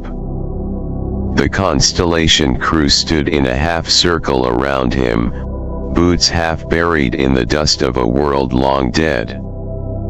Their helmets were still on, visors mirrored, their voices tinged with static through external speakers. The blonde woman crouched a little closer again. Her breath fogged the inside of her visor. "We're from Constellation," she said softly. "A scientific organization. Explorers. Archivists. We track artifacts like that one. The one you're holding." Johnny didn't move. He looked past her, at the sky. The dead black dome. No clouds. No birds. No satellites. Just the grave of what used to be blue. "There's nothing left here," he murmured. "We know," she said. His eyes flicked back to hers. Hollow. Too old for his face. "Then why'd you come?" Her voice cracked. "We came for the artifact." He let that hang there, like a wound left untreated. Then he looked down, cradled the thing tighter, the strange metal warm beneath his fingers. "It didn't let me die." The man with the daytop had raised his voice, trying to steady it. "Kid, how long have you been alone?" Johnny didn't answer right away. He rubbed his thumb along the edge of the artifact. It shimmered faintly, pulsing in rhythm with something that wasn't time. Since the door opened. Since the vault screamed. Since everyone else went away. The blonde woman swallowed. "Johnny, where did you come from?" He looked at her for a long moment. Then, in a voice that didn't tremble because there was no emotion left to disturb it, he answered. "From below. From inside. From the place where they all died." His eyes sharpened suddenly. Not angry. Not wild. Just aware. "I'm the last thing alive on this planet." The crew stood silent. The airlock on their shuttle hissed, a breeze of pressurized oxygen spilling into the vacuum like an apology. Behind Johnny, the vault entrance still gaped black and bottomless. The ground was scorched with burn marks shaped like spirals. "You shouldn't have come here," Johnny said, quieter now. "This place remembers pain. It holds it." The artifact in his lap pulsed. Once. Then again. Not threatening. But watching. And every one of them, explorers, scientists, travelers, felt it. This wasn't a rescue. It was an awakening. The words came out sharp at first, cutting through the dry air like broken glass. "What happened to Earth?" Johnny's voice cracked, a raw wound finally touched. He stood up on unsteady feet, the artifact slipping from his lap to the dust with a soft, resonant thunk. He looked around at the crater, at the dead silence, at the faces hidden behind constellation visors. This was supposed to be Lancaster City, Pennsylvania, the United States of America. That's what my parents told me. He turned his gaze upward, toward the lightless sky, the endless black dome above the ruined world. We were told to expect a nuclear wasteland. Mutants. Radiation. Cities turned to bone and glass. But there was supposed to be something. Something. He looked down at the ground, at the place where the vault door had once sealed him from the stars, and his voice broke wide open. Not this. His fists clenched. Not no air. Not space where the sky used to be. He took a step forward, his whole body trembling. His voice hitched on every syllable now, like every word fought its way through grief. Why did they lie to us? Why did they say we'd survive? That we'd rebuild? Why did my parents have to die thinking they were saving me? He fell then. Not dramatically. Not like a story. Just a child's legs giving out under too much time. Too much silence. Too much being the only one. He crumpled to the earth and sobbed. A sound that did not belong in the vacuum, but was heard anyway. Because grief makes its own gravity. The artifact pulsed faintly beside him. Not cold. Not demanding. Just there. The blonde woman moved first. She knelt, slow and careful, and wrapped her arms around him. No words. Just warmth. Just human presence. The others followed, holding the boy who had breathed alone for far too long. He buried his face in her shoulder, the sobs coming in waves. Years of sorrow unstuck all at once. None of them said anything, because there was nothing to say. They had come for an artifact. They had found a survivor. A child who should have been a corpse. A boy who had outlived a world. And as they held him, beneath the breathless sky and beside the shattered grave of Vault 717, Johnny Vanjik cried. And Earth, at last, made a sound again. They didn't leave right away. Johnny's legs were weak.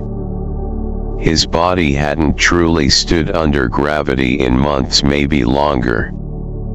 His mind was still half inside Vault 717, still holding the hands of ghosts. But they carried him gently. No force. No questions for a while. When they reached the ship, the Seeker's Rest, a modified Datura-class scout vessel, he barely noticed the hissing of the airlock ceiling behind him.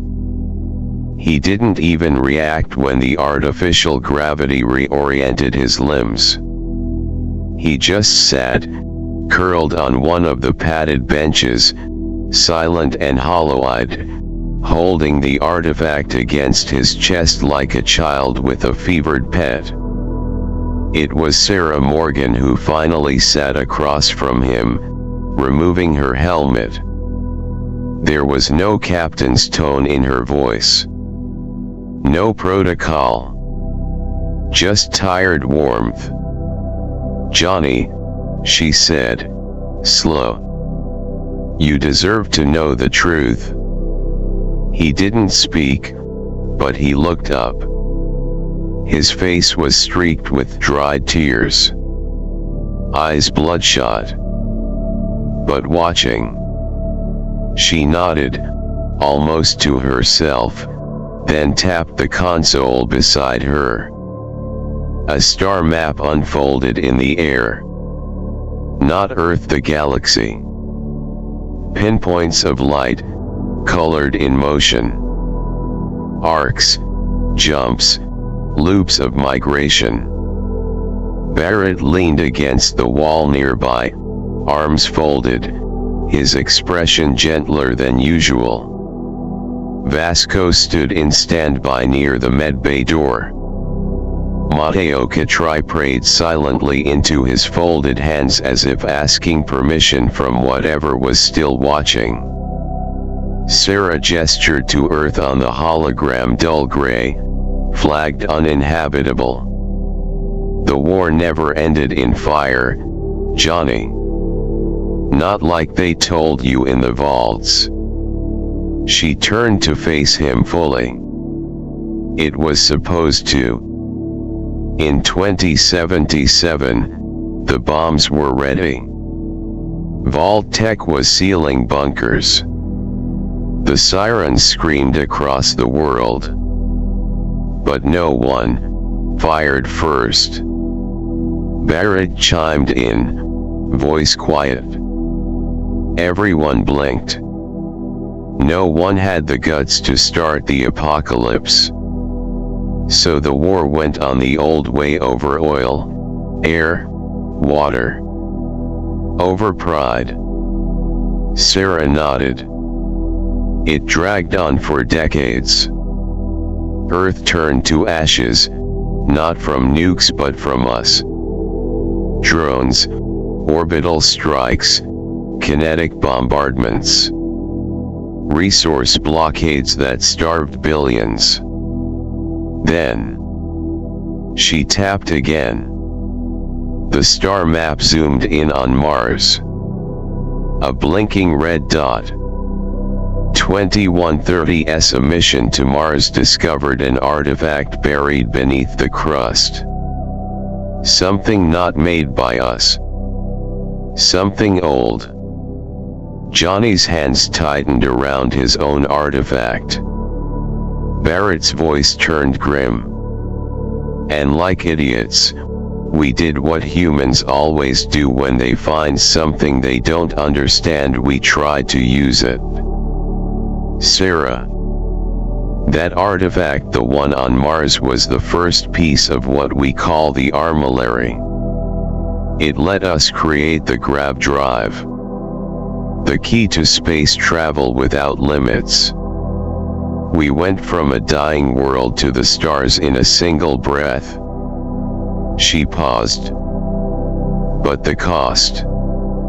Mateo finally spoke. "Every grav drive fractured the magnetosphere. Every jump carved open Earth's sky.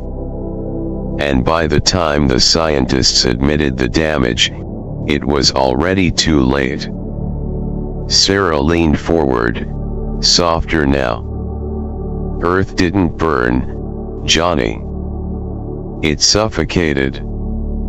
The sky peeled away. The atmosphere unraveled. The air left."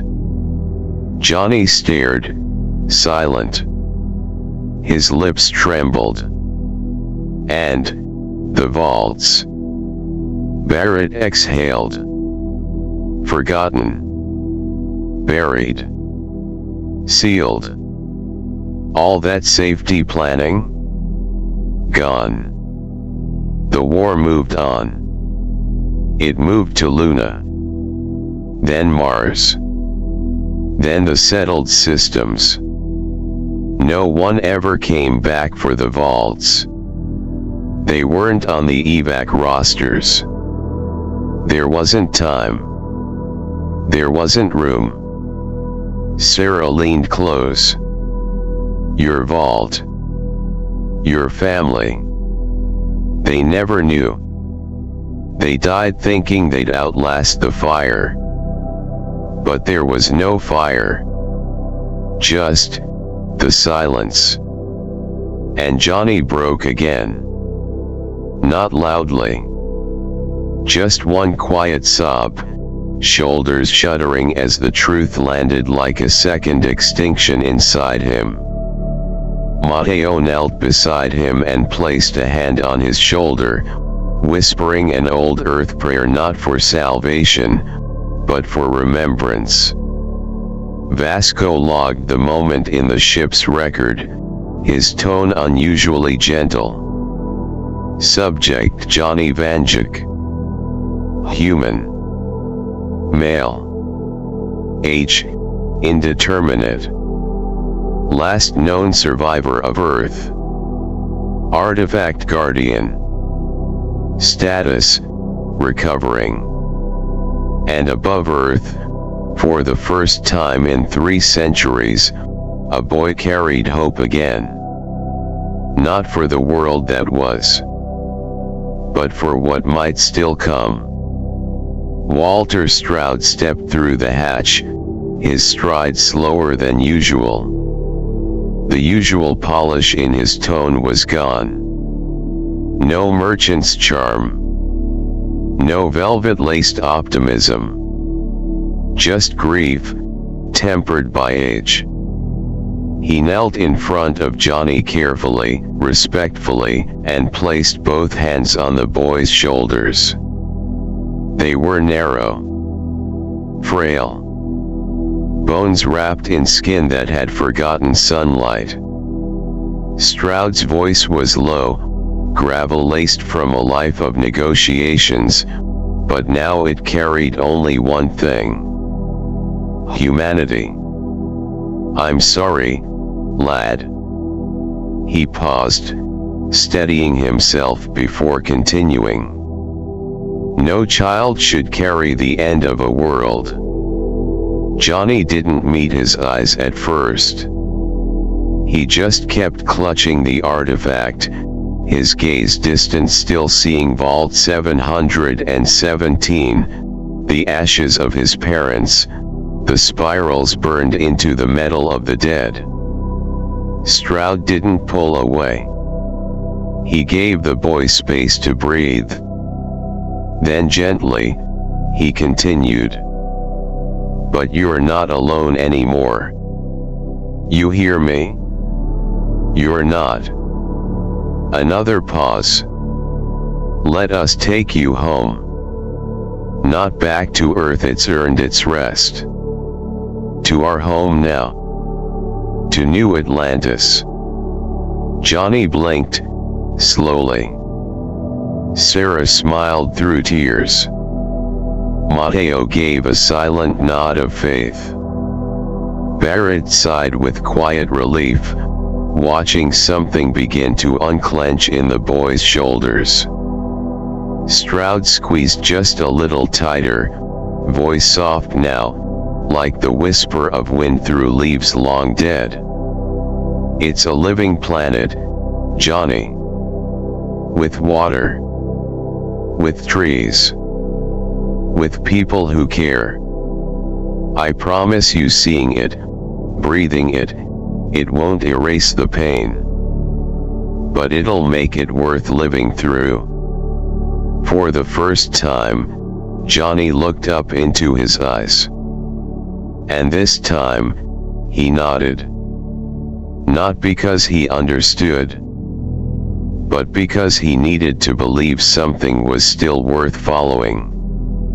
He rose, slowly.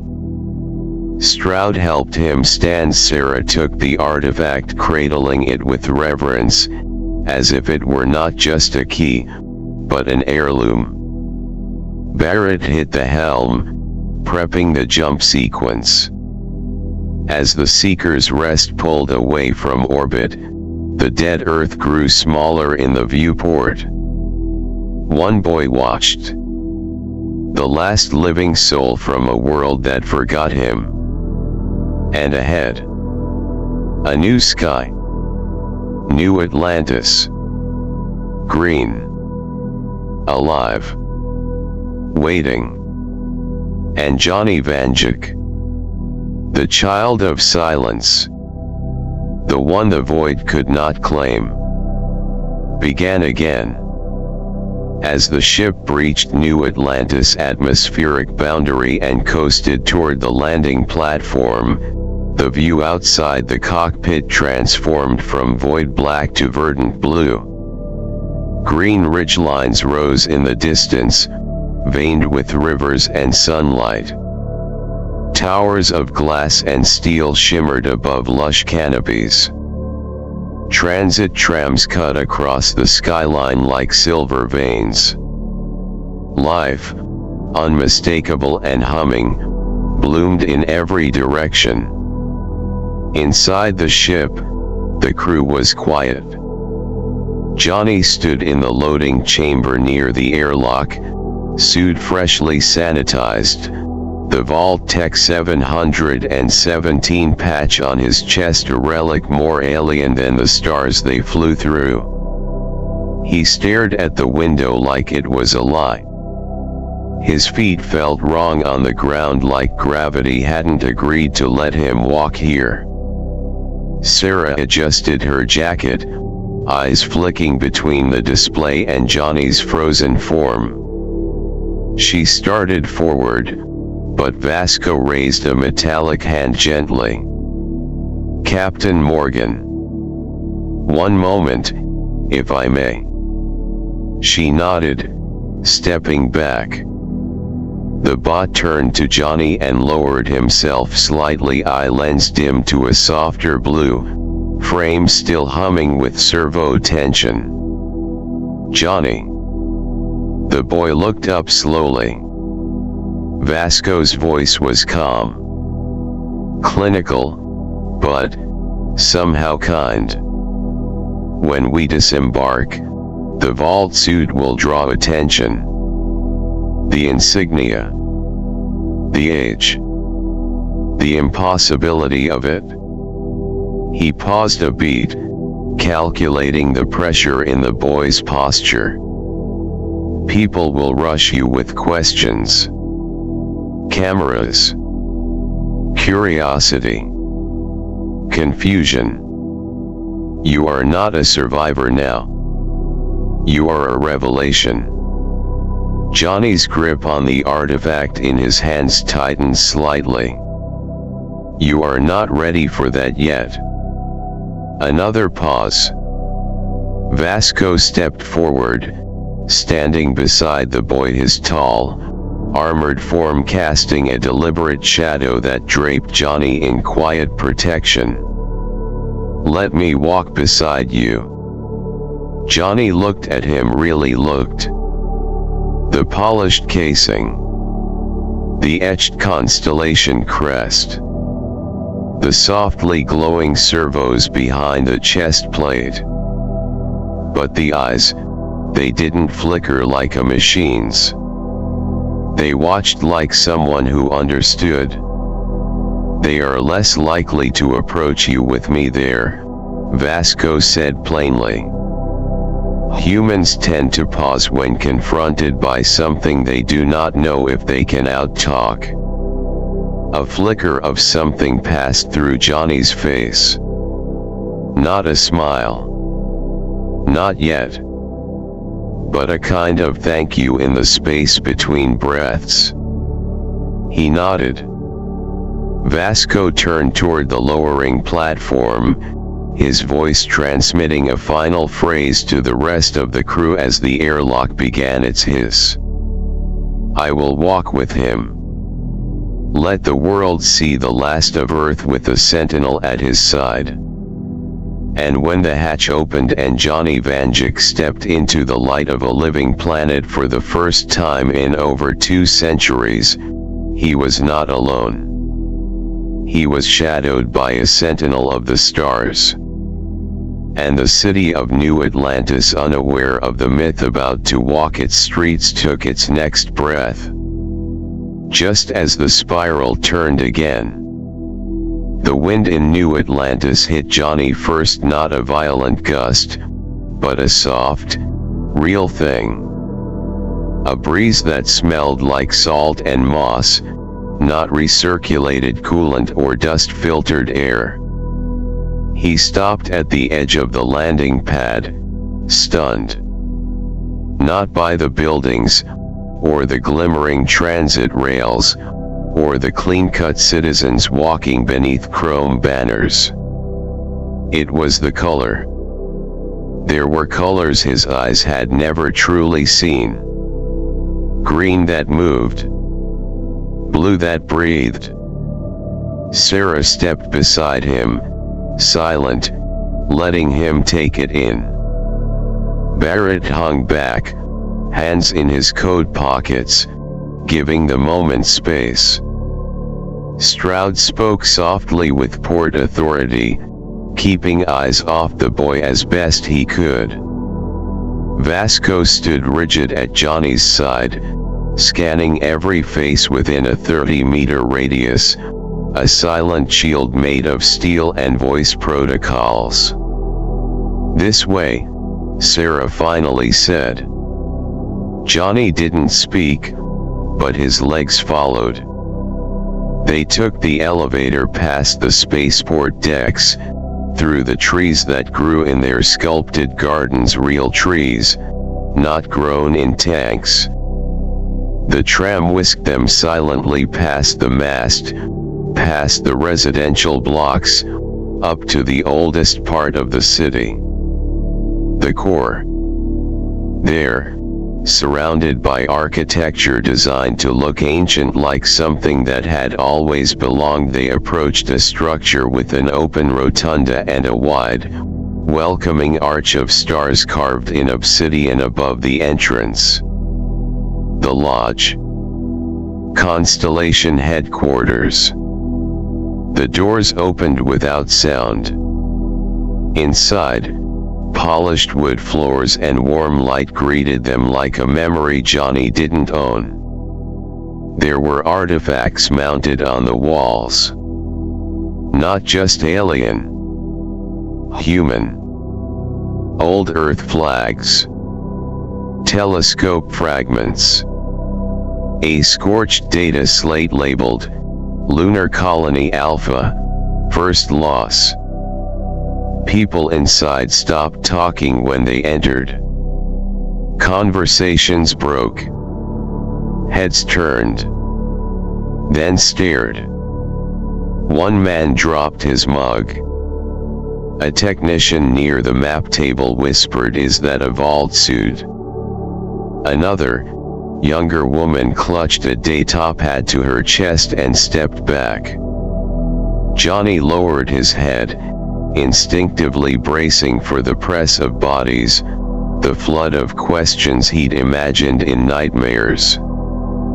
But Vasco moved forward, adjusting posture, standing just off Johnny's shoulder, limbs angled in that unmistakable Dante approach tension. The room paused. Sarah cleared her throat. "Everyone, this is Johnny Vanjik. He's from Earth." A stunned silence. Then someone, an older woman near the central hollow table, spoke softly. "But Earth is dead." Johnny raised his eyes. His voice came low, but clear. "Not all of it." Barrett stepped in, smoothing the tension with his usual worn charm. "We've got a situation that's bigger than we thought. Vault 717 didn't fail. It waited." And he walked out of it holding an artifact. The room stirred, like gravity had shifted. Mateo stood near the back, hands folded. He whispered a soft prayer and said, "This isn't just history. This is a continuation." Walter Stroud placed a hand on Johnny's back and looked around. Constellation's mission was always to uncover what's out there. He gestured to the boy beside him. Turns out, the greatest secret left was still down there. Johnny said nothing more. He didn't need to. He was already part of the myth now. The child of silence. The spiral's heir. The last voice of Earth.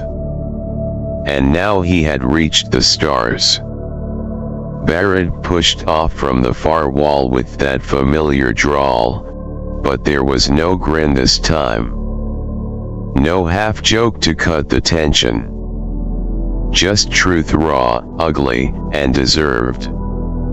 He stepped forward into the center of the lodge, eyes sweeping across the stunned faces of Constellation's gathered minds. Scientists, historians, engineers, dreamers, all of them staring at Johnny like he was a miracle. Barrett's voice cut through the silence like a blade. Let me put it blunt for those in the back.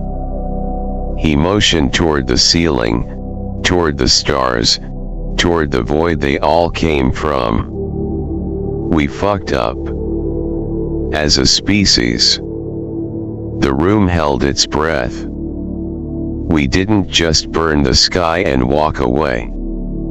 The ghosts of the past, those old governments, those suits with contingency plans and numbered vaults, they left people behind. He looked back at Johnny, who stood quietly, shoulders shrinking with every word. They sealed the doors and said, "We'll come back for you." But they never did. Barrett turned back to the others, voice rising. We've scanned that planet for decades. We probed it, circled it, dismissed it. Said Earth was dead. Said there was nothing left. He gestured to Johnny, standing silent in his jumpsuit, threadbare, blue, marked with dust and blood and history. But the vaults did open. Not because of rescue. Because of failure. A cracked pipe. A failing AI.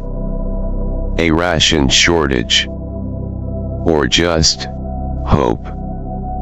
Barrett's voice grew quiet, but it hit harder than ever. They crawled out expecting nuclear ash. Instead, they found nothing. He paused, letting it settle. One by one, those people stepped into vacuum. A rock. Not a world. No air. No help. Just death in silence. A murmur rippled through the lodge. Someone covered their mouth. Barrett looked down, jaw tight, then back at them. Johnny's vault opened a few months ago. And you know why he's standing here. He pointed to the object still clutched tight in the boy's hands. The artifact. Humming faintly like it, too, was listening. Because that thing, the artifact, saved him. No one spoke. Barrett looked around. His voice now just above a whisper, razor-edged. So for the love of whatever gods you pray to, leave him alone. Don't poke him. Don't probe him. Don't treat him like an exhibit.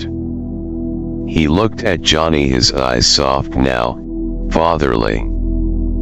Humanity has put him through enough. Johnny blinked. Slowly. The weight on his chest didn't lift, but for the first time, it felt shared. Sarah moved forward and placed a hand on Johnny's shoulder. Vasco adjusted his stance, subtly interposing himself again. Walter Stroud nodded gravely. Matteo crossed himself. and the lodge fell silent, not out of awe now, but out of shame. Johnny Vanjik didn't say a word. He didn't have to. He was proof that Earth had not died in fire. It had died in forgetting. And he was the memory it left behind. Johnny spent his first days on New Atlantis not as a hero, not as a living relic, not even as a mystery. Just as a boy who needed a bed. They gave him a room on the second floor of the lodge, tucked in a quiet corner away from the atrium where artifacts shimmered and scholars argued over alien signals. His door stayed closed most of the time, lights dimmed. A folded blanket. A soft cot. An old poster of a star map curling at the edges. That was enough. He didn't speak much. Didn't ask for food. Didn't ask for company. He just slept. Sometimes for 16 hours at a time. Other times he woke and stared at the walls, motionless, like they were hollow steel. Sarah brought him tea once. He held the cup until it went cold. Barrett stopped by, left a data pad loaded with old Earth music. Johnny never played it. Vasco stood in the hall, quietly scanning every approaching visitor. Anyone who lingered near Johnny's room got logged. When asked if Johnny needed psychological assessment, Walter Stroud answered sharply. He needs time. Not analysis. So they let him be. The lodge, old wood and quiet rooms, warm lighting, and slow, breathing walls was nothing like Vault 717. But it was simple. It didn't hum like pressure systems. It didn't scream. Johnny didn't explore the city. He wasn't ready. The open sky outside still felt too big, too bright, like it might collapse under its own weight. The lodge was easier, smaller, contained. And if he kept the lights dim and the windows shaded, it almost felt like the deep corridors of home minus the death. He carried the artifact with him, still.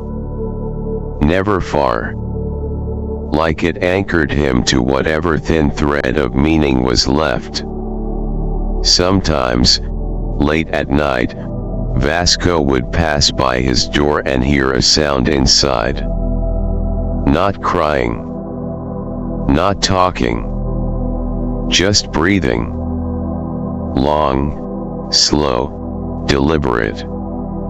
The breathing of someone teaching themselves to be alive again. One morning, after another night of half-sleep and spiraling memories, Johnny Vanjik heard a knock at his door, not hesitant, not urgent. Measured. Vasco opened it first, running full diagnostic scans before letting the visitor through. A man stepped in. Tall, broad-shouldered, clean-shaven, in full United Colonies Fleet regalia, white and navy, polished but worn at the seams. President Below, leader of the United Colonies. No security. No entourage. Just a man with too many regrets in his eyes. He didn't approach like a politician.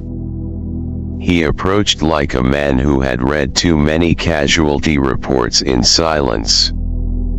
Johnny sat on the edge of his cot, artifact resting against his legs, boots dangling off the side.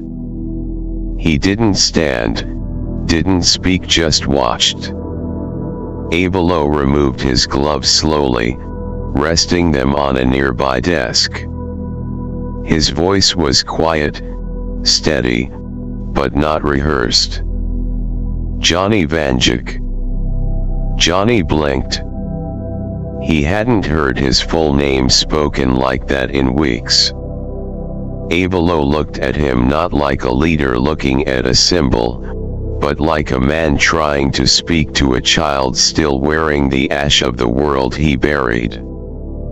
"I can't take back what my predecessors did. The decisions they made on Earth. The doors they sealed. The people they left behind." He paused. "But we owe you better." He walked to the window, looking out over the skyline of New Atlantis, the sun crawling over the white towers and glinting off the tree-lined promenade. "There's a rumor," he said, voice softer now. "One that's confirmed enough I wouldn't be here if it weren't." He turned back to face Johnny. An old ECS colony ship pre-Earth collapse, deep-range arc vessel was rediscovered near Paradiso. A generational ship. Johnny straightened, breath caught in his throat.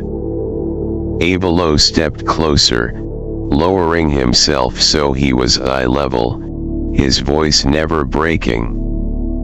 "They've kept Earth traditions alive. Carried languages, cultures, states, memories." He gave Johnny a moment, then continued. "They're being escorted now to a new planet. One they can finally settle. Start something new, without forgetting where they came from." He studied Johnny's face. Saw the tears rising in his eyes before the boy even realized they were there. "I'd like to take you to them." Johnny didn't speak. He couldn't. His hands clenched over the artifact, not in fear but to stop them from shaking. His eyes blurred. His lips trembled. And after all the silence, all the grief that had buried itself so deep he thought it might never leave, he smiled. Tears spilled quietly down his face. He nodded. President Abelo smiled back, small, gentle, human. "Then let's take a step forward, Johnny." And for the first time since the vault door opened, the last child of Earth stood to meet his future. Transmission log, Constellation Lodge, New Atlantis. Date, September 21, 2300 UC Standard. Classification, Priority, Historical/Cultural Cross-Link. Link, Established. Parties. Constellation Delegation, Sarah Morgan, Matteo Catrai, Walter Stroud, Barrett. UC President Abelo, present, not speaking at initiation. ECS 520 Artemis Generational Colony Ship, High Council representatives present. Transmission active, visual feed established.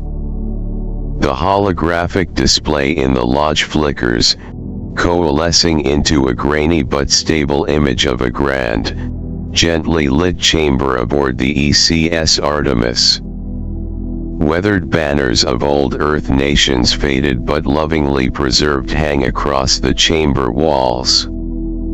A Union Jack. The California Bear. A Pennsylvania Keystone. A replica of the US flag with only 45 stars. A family of old histories, still breathing in metal and light. Council members sit in half-circle, diverse, tired-eyed, and cautious. At the center stands Councillor Marin Isudan, her tone diplomatic, clipped but attentive. Councillor Isudan. New Atlantis, this is the ECS Artemis. Transmission locked. You're speaking to the elected delegates of Earth's last mobile cradle. We understand you have a matter of urgency.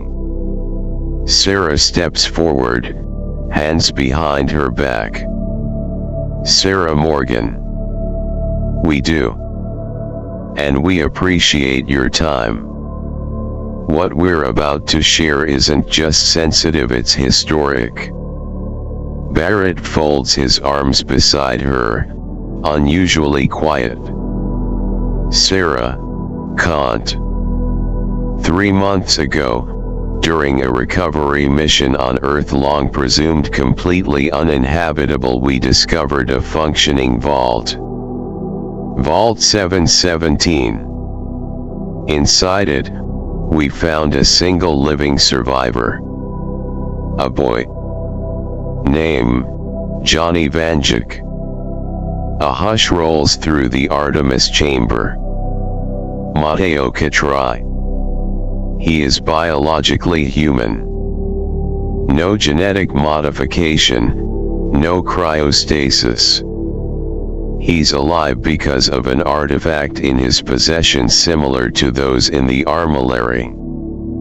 Stroud cuts in now, ever the negotiator. Walter Stroud. The implications are staggering. This isn't about science alone, it's memory. It's continuity. A child of Earth, born beneath it, carried through by something none of us fully understand. One of the Artemis counselors, an older man with a New York accent and a deep scar down his cheek, leans forward. Counselor Renault. He's from one of the vaults. The ones the corporates buried during the resource wars. Sarah nods, her jaw tight. Sarah. His vault waited 223 years before it failed. He was the only one who survived. He's been alone on that dead world since then. Counselor Isudan exhales. Her eyes drift toward one of the old flags hanging in the background. Isudan. We kept Earth alive in our language. In our stories. But he kept it alive in his blood. Where is the boy now? Barrett speaks now, voice soft but clear. Barrett. He's here. On New Atlantis.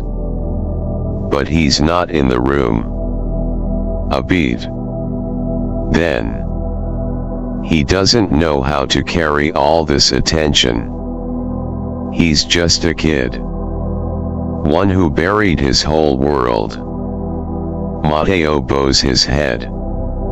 Matteo. We're asking if you'll meet him. If you'll receive him. Not as a symbol. Not as an artifact. As a refugee of memory. Isudan looks around her chamber. The counselors exchange glances, nods, quiet murmurs. Then she responds, voice unwavering. Isudan. Yes. He is welcome aboard the Artemis. We'll do what our ancestors should have done, we'll hold out a hand. She adds, quieter now. We have children aboard who still sing the Star-Spangled Banner. Who still say Earth Day in their prayers. I think they deserve to know there was still someone down there. Sarah's eyes mist, but she doesn't blink. Sarah. We'll prepare him. He'll need time. But thank you. Is done? No. Thank you. For not letting the last light go out in silence. Transmission hold. Audio mute initiated. Barrett lets out a long breath, rubbing his temples. Damn. That's the first good call we've had in a while. Walter Stroud nods toward the closed door down the hall where Johnny sleeps behind dim lights and silence. Then let's make sure the next thing that boy sees isn't a tombstone. Transmission ends. ECS 520 Artemis, deep orbit. 2 days from final planetary landing. The docking corridors were clean, older than anything in the UC fleet, but lovingly maintained. Worn brass plates gleamed under soft lights. The air smelled of recycled herbs, old steel, and humanity. Voices echoed from deeper within laughter, singing, the faint strum of an old guitar. They arrived on schedule. Johnny stood at the threshold of the airlock, flanked by Sarah, Vasco, and President A below. Barrett stood further back, arms crossed, silent but protective. The boy had been quiet the entire flight. No questions. No words. Just fingers running over the smooth edge of the artifact he still held like a lifeline. The lock disengaged with a soft hiss. The doors opened. And there they were. A small delegation. Not scientists, not soldiers' families. Parents. Children. People with lines in their faces, dirt on their boots, living history in every gesture. At the center stood Counselor Marin Isudan. She didn't wear anything formal. Just a long earth-tone tunic and an old NASA mission patch sewn near her shoulder. Behind her stood children wide-eyed, curious. A girl no older than 10 clutched a faded plush animal. A teenage boy wore a jacket with the Liberty Bell stitched onto the sleeve. They didn't speak at first. The air itself paused. Johnny looked up. He saw them. The first people he had ever seen who felt familiar. Like the echoes of home wrapped in new voices. They smelled like the vault. Not sterile but clean. Preserved. And when he saw the woman closest, dark hair, soft lines, eyes that reminded him of someone, his chest cracked open. He ran. Not to hide. Not to flee. To collapse. He hid her arms and folded, knees giving out, body trembling as the sobs broke through in full. Not pain. Not fear. Not even grief. Just longing. Too much of it. 3 centuries of it. I missed home so much, he gasped between sobs. I didn't mean to be alone. I didn't know where else to go. The woman didn't speak. She knelt, wrapped both arms around him, and pulled him close like a son she never knew she'd been missing. Others stepped forward, slowly, gently. One placed a blanket around his shoulders.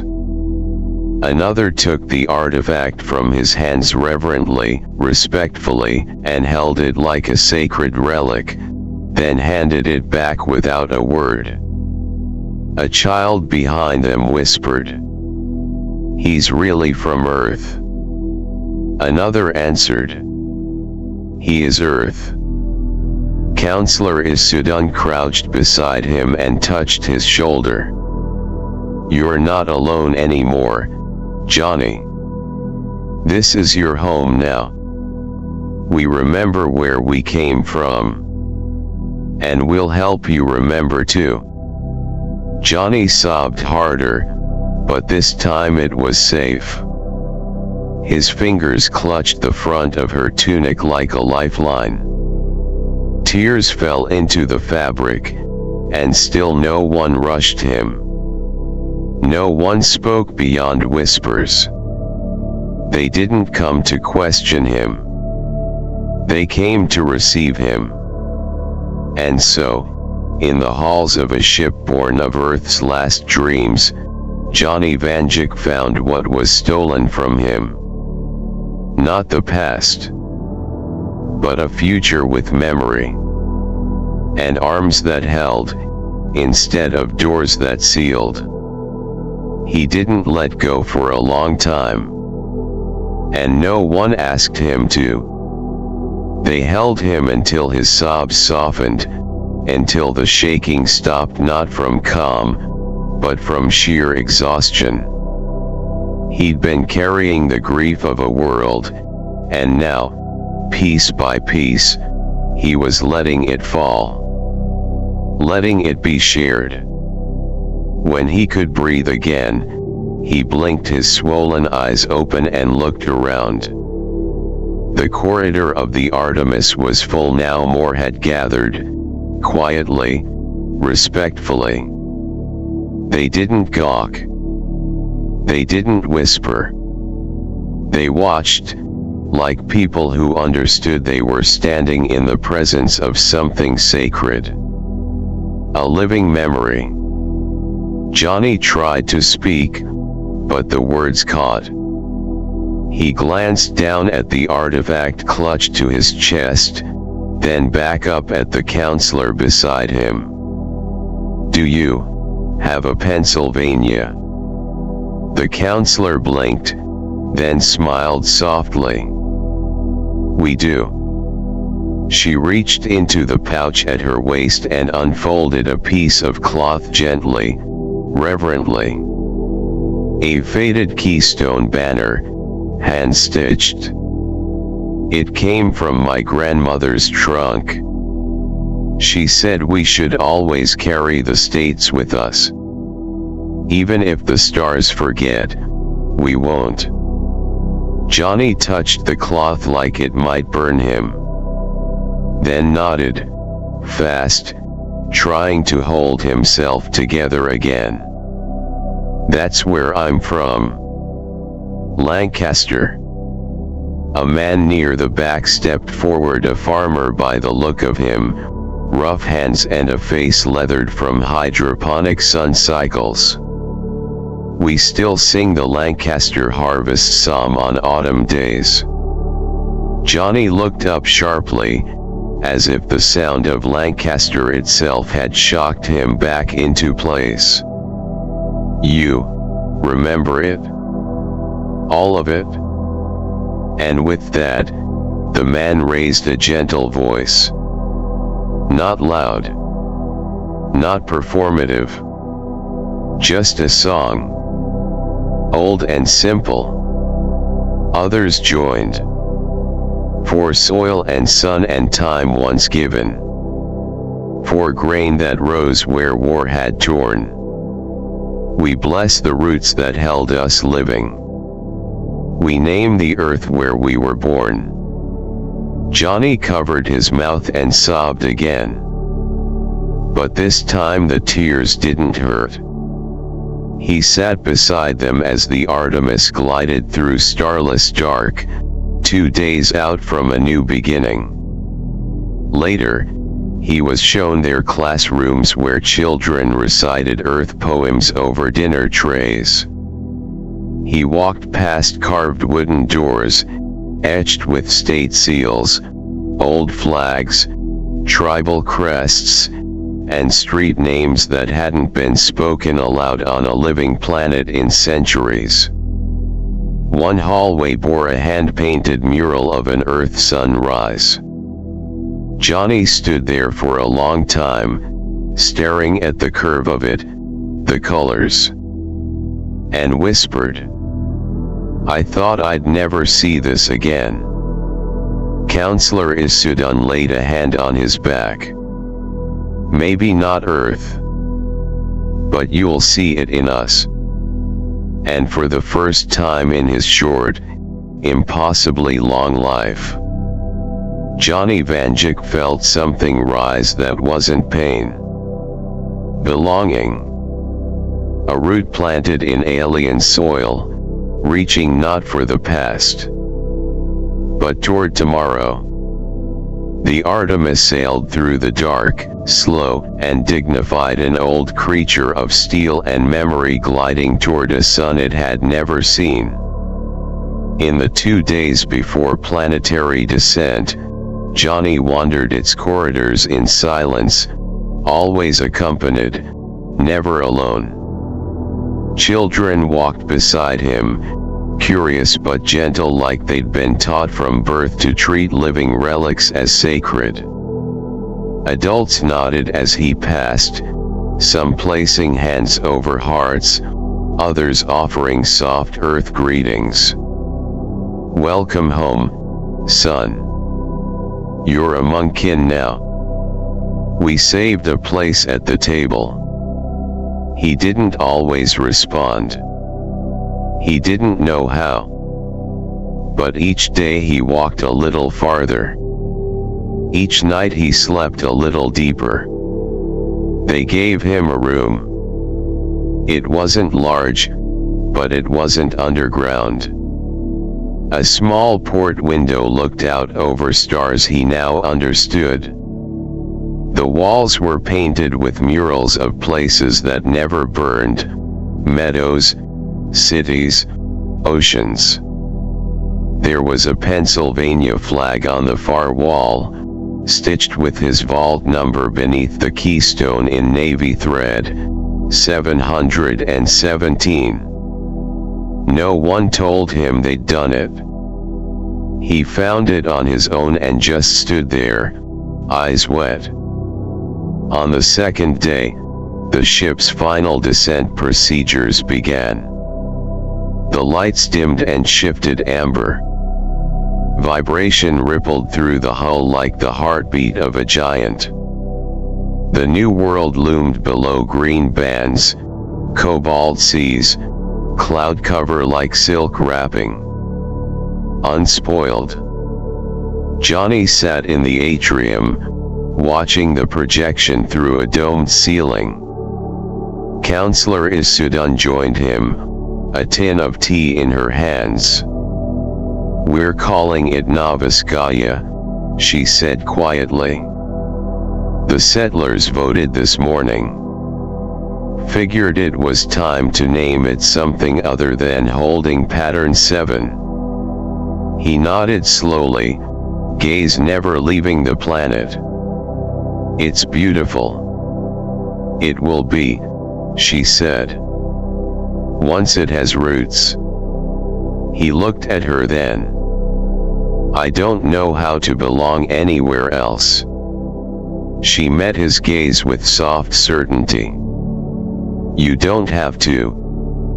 We'll grow around you." Later, during the ship's landing ceremony, the entire council gathered. The air buzzed with quiet tension, with reverence. They brought out ceremonial soil earth dust, sealed in an ark container since before the Artemis left orbit centuries ago. Johnny was invited to place the first grain onto the new world's surface. He stepped forward slowly, artifact in hand, wearing a cleaned Vault 717 suit with a stitched sash bearing the colors of Earth's last nations. He bent to the soil, fingers trembling, and poured the dust onto virgin grass. For those who couldn't leave, he whispered, just loud enough. The crowd behind him bowed their heads. The dust shimmered as it met the wind, carried instantly across the field. That night, beneath stars that had never looked down on war, Johnny sat beneath an alien tree and watched children of Earth dance around a fire. They played songs he almost remembered. They told stories about old Earth cities. They asked him questions not like scientists, but like cousins. What did the sky smell like in Pennsylvania? Did his vault ever have holidays? Was snow real? He smiled more than he cried. Not because the pain was gone, but because he wasn't carrying it alone anymore. And when he finally lay back in the grass, the artifact beside him hummed once low, satisfied. As if it, too, had found what it was waiting for. Johnny Vanjik fell asleep under alien stars. Not in a vault. Not in exile. But in a home. And the past, at last, began to become future. The stars overhead were unfamiliar, but he no longer feared them. They weren't empty now. Not hunting grounds, not grave markers. Just possibility. Johnny Vanjik, the last voice of Earth, the boy who survived silence, grief, and gravity's betrayal, had found not the world he lost, but the one that remembered. Novoskaya bloomed beneath his feet. A living world. A place that carried Earth in song and soil, in language and dance, in kindness and memory. A place that chose to remember what the old world tried to forget. And Johnny, he never stopped carrying the artifact. But he stopped leaning on it. He walked now without weight. Not healed, but healing. Years would pass. His name would echo in schools and archives, not as a myth but as a bridge. A boy born at the end of the world who helped carry it into its next beginning. The Artemis would land, and generations would root. A small stone marker would stand by the first tree they planted, etched with words Johnny never asked for, but came to accept. Let none be forgotten. Let silence never reign. Let those left behind lead us forward again. And beneath it, one name. Johnny Vanjik. The last son of Earth. 2236.